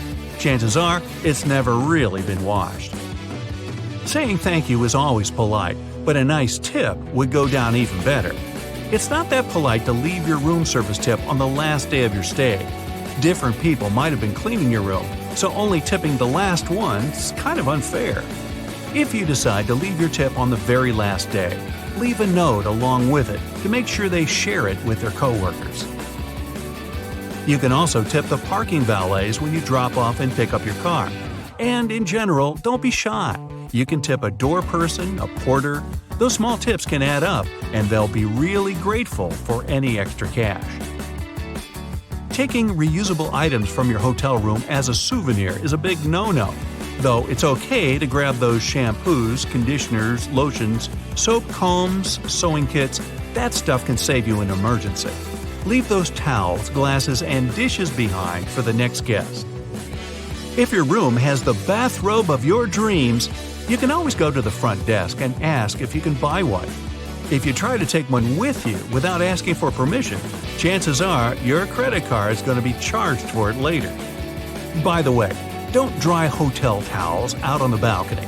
If you end up saying goodbye to one of them just because the wind took it away, or was it some shady neighbor, you'll be the one who's going to pay for it. They're just plain white towels, but they can be pretty pricey. Don't be too shy to call down to the front desk and ask for a late checkout. It's probably not a big deal for the hotel, but it might make all the difference to you.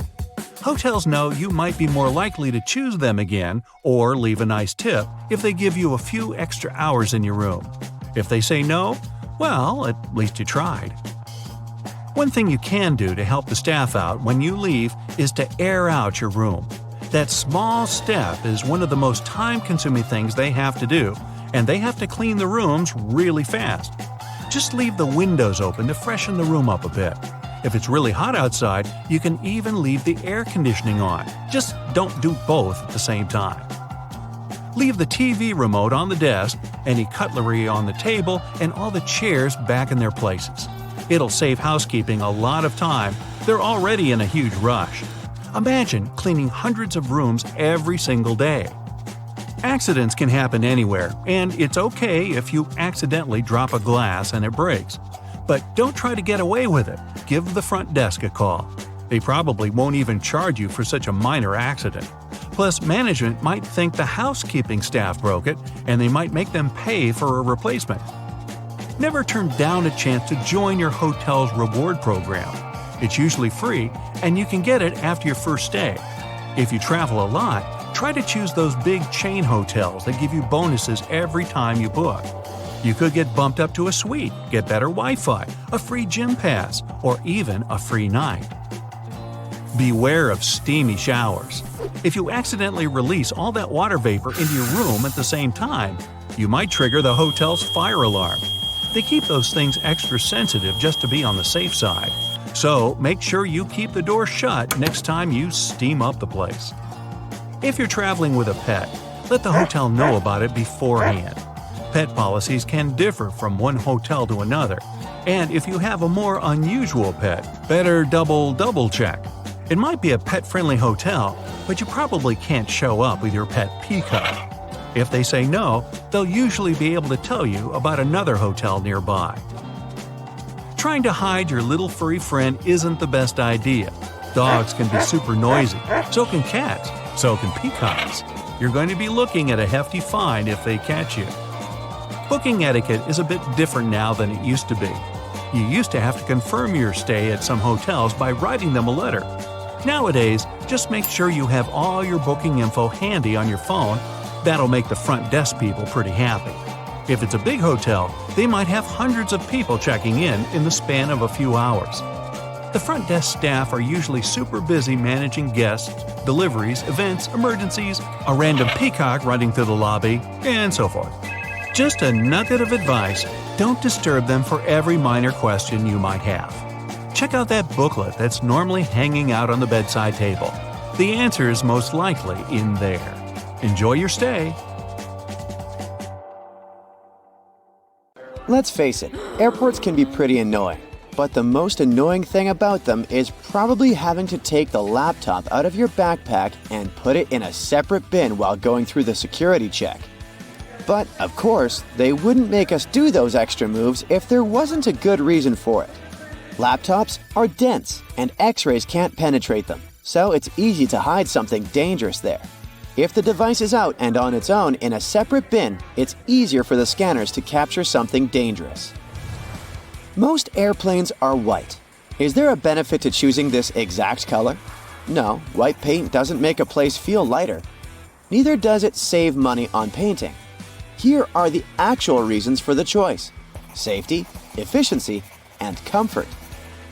The first airplanes had a metallic color, but the problem with metal is that it's prone to corrosion, so painting it is a great way to protect an airplane from corrosion. White is favored for several reasons. First, planes fly high above the clouds and are exposed to sunlight a lot. White is the color that absorbs the least heat, and white planes get heated less. Also, sunlight makes the paint fade away. A colorful airplane will have its paint fade very fast and will require repainting. And repainting is costly, so painting aircraft white is a more lasting choice. Also, any damage is more easily noticed on a white surface. So that's one more point for the white color. We always board from the left side of the plane, every single time, no exceptions. For some reason, the right side just doesn't seem to be an option. Yes, that's done on purpose. First, the captain usually sits on the left.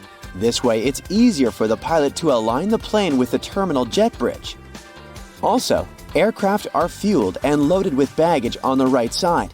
Since people board the plane from the left, the crew can do their job undisturbed, and there's no danger to passengers. Consistency with the choice of a side helps to make everything work more effectively. Since everyone always enters from the left, all jet bridges are designed to get attached to the left side of the airplane. If every airplane had the freedom to choose the side, it would create an additional mess for the logistics behind the process. There are more questions popping up, like what does this black triangle drawn above one of the windows mean? Apparently, it marks the seat from which the view of the airplane's wing is the best. It's needed for the crew to find the spot as fast as possible if, in case of an emergency, they need to inspect the engines, slats, or flaps. This mark saves a lot of time. Next, the rows aren't well aligned with the windows. This is business. Originally, all planes are designed with rows and windows lining up perfectly. But when an airline buys a jet, they add some additional seats, squeezing them closer together. This way, they have more seats, which means more passengers, so they can sell more tickets. But you get less space for your legs and might miss out on a window. Also, all windows have rounded corners, and this is done for safety reasons. There used to be planes with squared windows, but those caused crashes because such windows couldn't withstand high-altitude pressures. At high altitudes, external atmospheric pressure is lower than the pressure inside the cabin. So, there's a big difference in pressure inside and outside the airplane, and this creates stress. Without windows, this stress flows smoothly through the material. A squared window becomes an obstacle, and the flow of stress needs to change direction. The pressure builds up in the corners, leading to cracks. As a result, such windows break. Oval windows allow the stress to flow more smoothly without disrupting them too much and preventing stress concentration. So, oval windows are safer. The glass used in production is stretched acrylic glass, and there are 3 separate panes of it. This is done as a security measure in case there is a breach. This way, at least one pane will remain intact at all times. Have you ever noticed those small holes in the windows? The tiny hole is actually only in the pane that's in the middle. Its task is to regulate the huge pressure difference inside and outside the cabin. This way, the outer pane can handle the load. If the outer pane breaks, the middle one, even though there's a hole in it, will be able to keep the window intact. Also, that hole prevents the windows from fogging up. Now, let's say you want to relax and watch a movie. Luckily, there's a pair of headphones. But they're weird. They have a 2-pronged plug. No, this is not some kind of advanced technology. This is a witty move to prevent theft. If you can't use them anywhere else but on the airplane, no one will have the urge to snatch them away. Outside the airplane, they're basically useless. And then, they bring food. There are people who love airplane food and people who aren't very fond of it. But most will agree that food does taste different in the air. Turns out, it's actually a thing. Low air pressure, lack of humidity, and background noise that we have at high altitudes change the functioning of our taste buds. They become less sensitive to sweet and salty foods, so airlines have to use more seasoning. Have you ever wondered what would happen if someone opened an airplane door accidentally? This wouldn't end well. It would be very dangerous to say the least. More specifically, soon there would be a lack of oxygen in the cabin. But gladly, no one can open that door accidentally. The pressure difference between inside and outside makes it almost impossible. It would take some immense strength to open it. The doors are designed to open on their own in case of an emergency. Speaking of safety, during takeoff and landing, the crew dims the light in the cabin. This is done for a good reason. This way, in case of emergency, you will see everything more clearly. Your eyes will get used to the darkness, and you'll have an easier time evacuating. Now, about pilots. They always wear those cool sunglasses, but the purpose is not to look cooler. They're used to protect the eyes. Throughout their career, pilots have to take care of their vision, but the problem is that it's not an easy task when you're a pilot. The damaging solar radiation that our sun emits is filtered out by the Earth's atmosphere, so the sunlight isn't very damaging to you if you spend most of your time on the ground. But it's different up in the sky. There's less air there, and the brightness is way higher. And with every 1,000 feet of elevation, the solar radiation is around 5% stronger. On average, aircraft fly at an altitude of 35,000 feet. This means that the amount of UV radiation is 175% greater than on the ground. This is very damaging to any person's vision. The large amount of time pilots spend in the air makes them vulnerable to different eye problems. And having eye problems can cost a pilot their career. So, wearing sunglasses is a crucial thing for them, and these sunglasses must be of the best quality. They should minimize the impact of sunlight and withstand UV rays, providing 100% protection for the eyes. Also, they can't be polarized, since polarization can mess with the perception of the cockpit displays. They should provide the best clarity, decrease eye fatigue, and minimize color deformation, so that pilots can see just like they would without their sunglasses on. Different cultures have unique ways of counting. For instance, in some parts of the world, people typically begin counting with their thumb and end with their pinky. In contrast, others start with their index finger and end with their thumb. Some people begin with their pinky, and sometimes they can even start by extending their fingers in an open palm before drawing them in to form a closed fist. Alright, now let's take a little test counting from 1 to 5. You're gonna show me the numbers with your fingers, and I'll tell you what culture your gestures belong to. Let's go. Show me 1.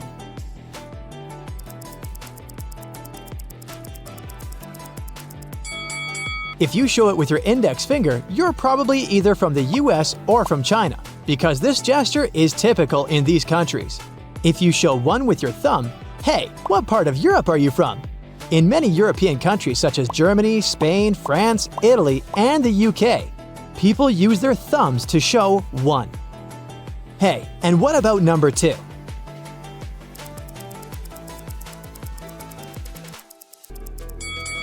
If your number looks like V and you use your index and middle finger for that, you probably belong to the American or Chinese culture. If you use your index finger and a thumb, you're likely European. Number 3 is shown differently in various cultures too. While people in China and the US use ring, middle, and index fingers to do that, people in Europe use their thumbs, index, and middle fingers. For number 4, there are not so many options. People in different parts of the world use all fingers except for the thumb to show the number 4. Same with number 5, we just show all the fingers we have. But there's a unique place in the world where everything's a bit upside down. Nope, I'm not talking about Australia. When it comes to hand gestures, it's Japan that leaves us mind-boggled. You see, while most people usually show their fingers to manifest a certain number, the Japanese do the opposite thing. The number they manifest is the number of fingers they bend. Look at this gesture. The only finger bent here is the thumb, and it might be like 4 to you. For the Japanese, it's 1. And here you can see that a thumb and an index finger are bent, which means it's 2. Then you add a middle finger bent to show 3, a bent ring finger to show 4, and to show 5, all you need to do is to show your fist. Crazy! But it's not over. In India, people use the lines between finger segments to count, with each digit representing 4 numbers and the whole hand representing 20. In some Bantu-speaking regions of Eastern Africa, such as Tanzania, people use both hands symmetrically to count as much as possible. For example, they use the index, middle, and ring fingers of both hands to represent 6. Additionally, the Northern Pame people of Mexico count on their knuckles, while the now extinct Yuki language in California use the spaces between the fingers for counting. Knowing how to count in different cultures is cool, but remember that at any time you visit a new country, you must be super cautious about your gestures. Something that may seem sweet and innocent in your culture may be terribly insulting in another culture. Like, is there anything bad about thumbs up? Turns out, it might mean a pretty nasty thing in Iran. Yeah, if you show thumbs up as a sign of appreciation there, you risk being misunderstood. However, most people will surely understand that you're just a tourist trying to be nice, so they won't hold a grudge against you. Pointing something with your index finger isn't really a sign of good manners, but in Malaysia, it's especially rude. So if you want to show something with your finger there, use your thumb, preferably the right thumb to play it safe. Be super careful when you want to ask someone to come up to you in Asia, especially in the Philippines. An innocent gesture like "come here" can be misinterpreted in Asia and even lead to an arrest if used to beckon someone in the Philippines. So you'd better use these gestures there for dogs only. Even looking at your watch may be easily misinterpreted depending on the country which you do that in. While it's okay to do that in Europe or the US, however, some people might still get offended. It's a big no in the Middle East. A conversation there must have its natural course, and you can't just abruptly end it in the middle if you're running out of time. Another innocent gesture that has the dark side is the OK sign. In English-speaking countries, people interpret it positively, but if you do that in Latin America or France, it will be extremely rude. People in New Zealand use this sign to indicate that someone is lazy, and in Australia, the OK sign means 0. Well, I'm not surprised. Even basic communication, like nodding for yes and shaking your head for no, can be reversed in certain regions, in countries like Albania and Bulgaria. Gestures can mean separate things, notions, and reactions, but they make an important part of languages too. I'm speaking Italian. Sure thing, there are more than enough words in this beautiful language to express whatever you want, but you can spice it up with some gestures. I mean, there are even emojis of Italian origin, like this one. By the way, do you know what it means? Seems like it gets misinterpreted on social media. Well, the pinched fingers mean, "What do you want?" Some extra meaning got added later, and today, people use it on social media to discuss anything Italian, or they can show that they're impressed by something by using this emoji too. In Italian, if you bring together the index finger of both hands and then tap them together, it means that you're talking about two people, or even two things that get along. This one's pretty convenient, huh? Instead of saying you two are getting along, you can simply tap your fingers together. Also, the Italian gesture can help you substitute not only your emotions, but even nouns. Look here, this sign means money. Yeah, you can learn the Italian word soldi, which is money. But you can rub your thumb and index finger and middle finger together and get the very same meaning. So as you can see, gesturing can be pretty cool and help season your basic conversation. However, actions speak louder than words. Do you see what I'm driving at? Well, that gesture seasoning actually is something more important than what you say. According to research, about 80 to 90% of the idea you want to convey lies in the non-verbal part of it. Here's why the so-called body language is so important. Despite many cultural differences, facial expressions such as anger, happiness, sadness, disgust, surprise, and fear are universal throughout the world. However, non-verbal behaviors like eye contact can vary greatly between cultures. In the United States, eye contact is seen as respectful, but in some Middle Eastern and Asian cultures, it's avoided to prevent inappropriate romantic interest or social discomfort. So, to understand people better, we need both to listen to them and to read their body language. There's even such a thing as EQ. Do not mix it up with IQ. EQ is emotional intelligence, and it's linked to the ability to read other people's body language and express yourself better. Some scientists claim that gestures can help increase the value of our message by 60%. So in case you're having a hard time trying to manifest something, you gotta try to introduce more gestures to your speaking routine. There was an experiment evaluating TED Talkers. The least popular ones had 272 hand gestures during the 18-minute talk. Guess how many gestures the most popular speakers used? About 465. That's almost double. Yeah, it might seem that this number is super high and those people didn't stop waving their hands. I mean, 18 minutes is 1,080 seconds, and it turns out that they made a gesture almost every 2 seconds. But it worked. You heat a pack of popcorn in the microwave, and there are small unpopped grains left. You can get rid of them before you open the bag. See this little tiny hole at the top? Shake the pack over the plate, and all the grains will fall out of the hole. It's much better to peel off the stickers, not from the bottom to the top, but tear them off from the side. This way, the paper remains flat, and its low side doesn't bend. Peel the banana starting from the top, then you will not have to squeeze the bottom of the fruit. The hole on the pan handle can be used not only to hang it on the wall. You can insert a spoon into this hole while cooking a soup. Cardboard containers with Chinese food can be opened so that 4 paper walls lie flat on the table. So, all you need to do is unfold the container.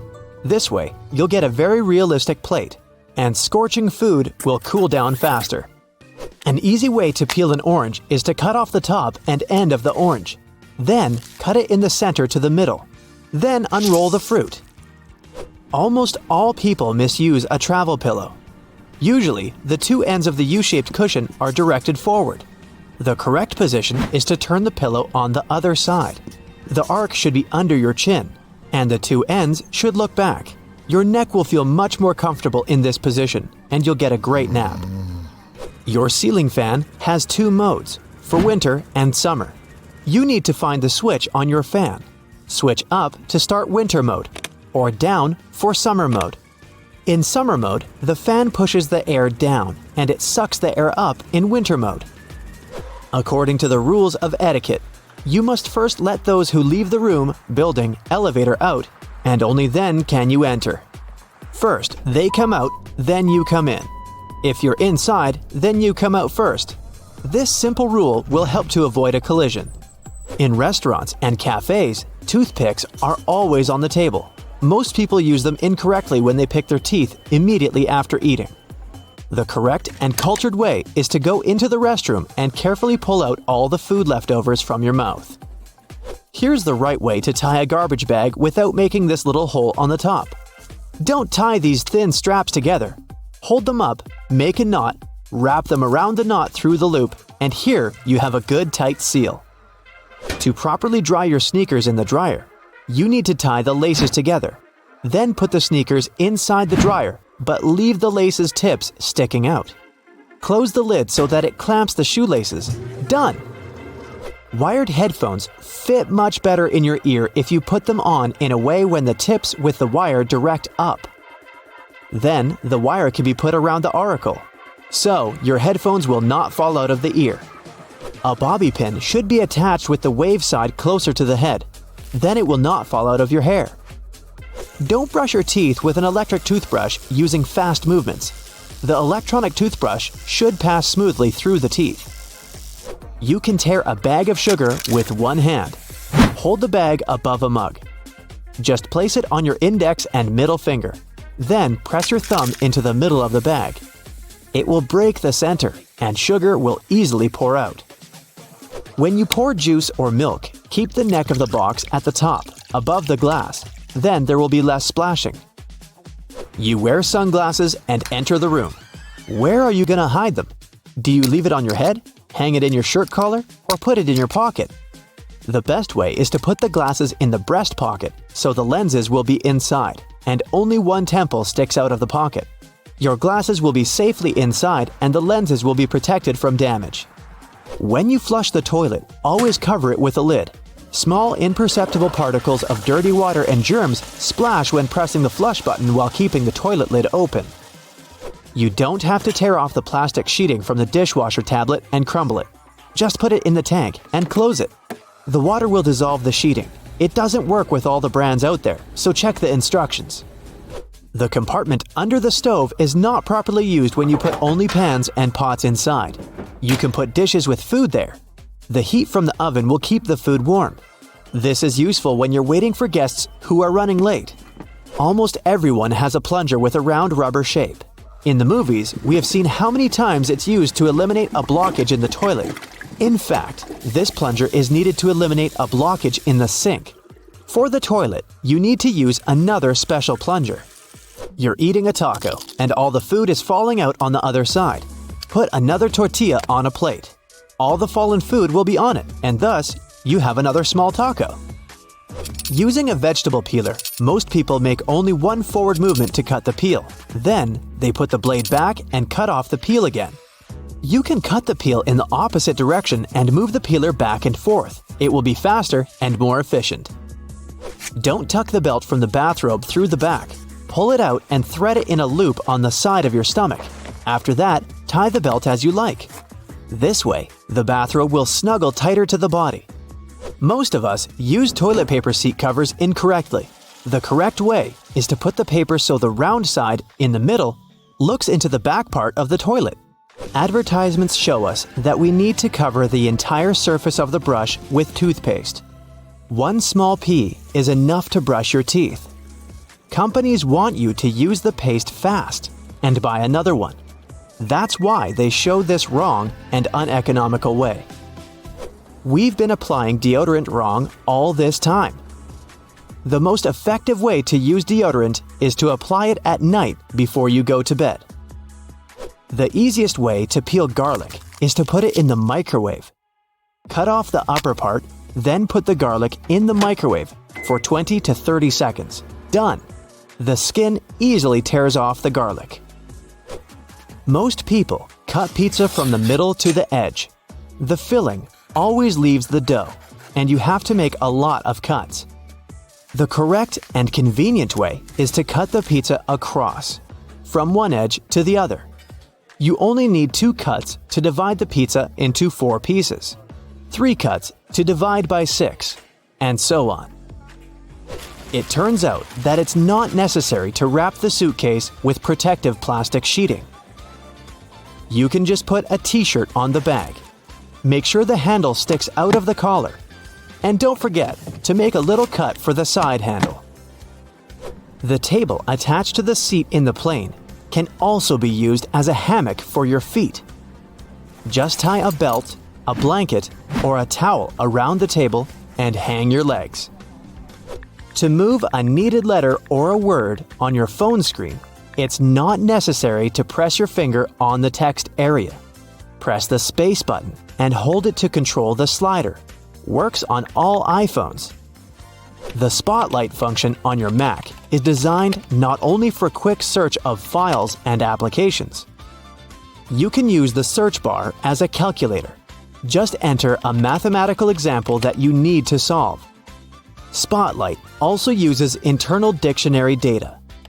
Enter any word and get data from the dictionary about this word. If you're hungry and don't know what to order in a restaurant, there are special mobile apps to help you out. They show how the dish looks, its size, and weight. That's it for today. So hey, if you pacified your curiosity, then give the video a like and share it with your friends. Or if you want more, just click on these videos and stay on the bright side.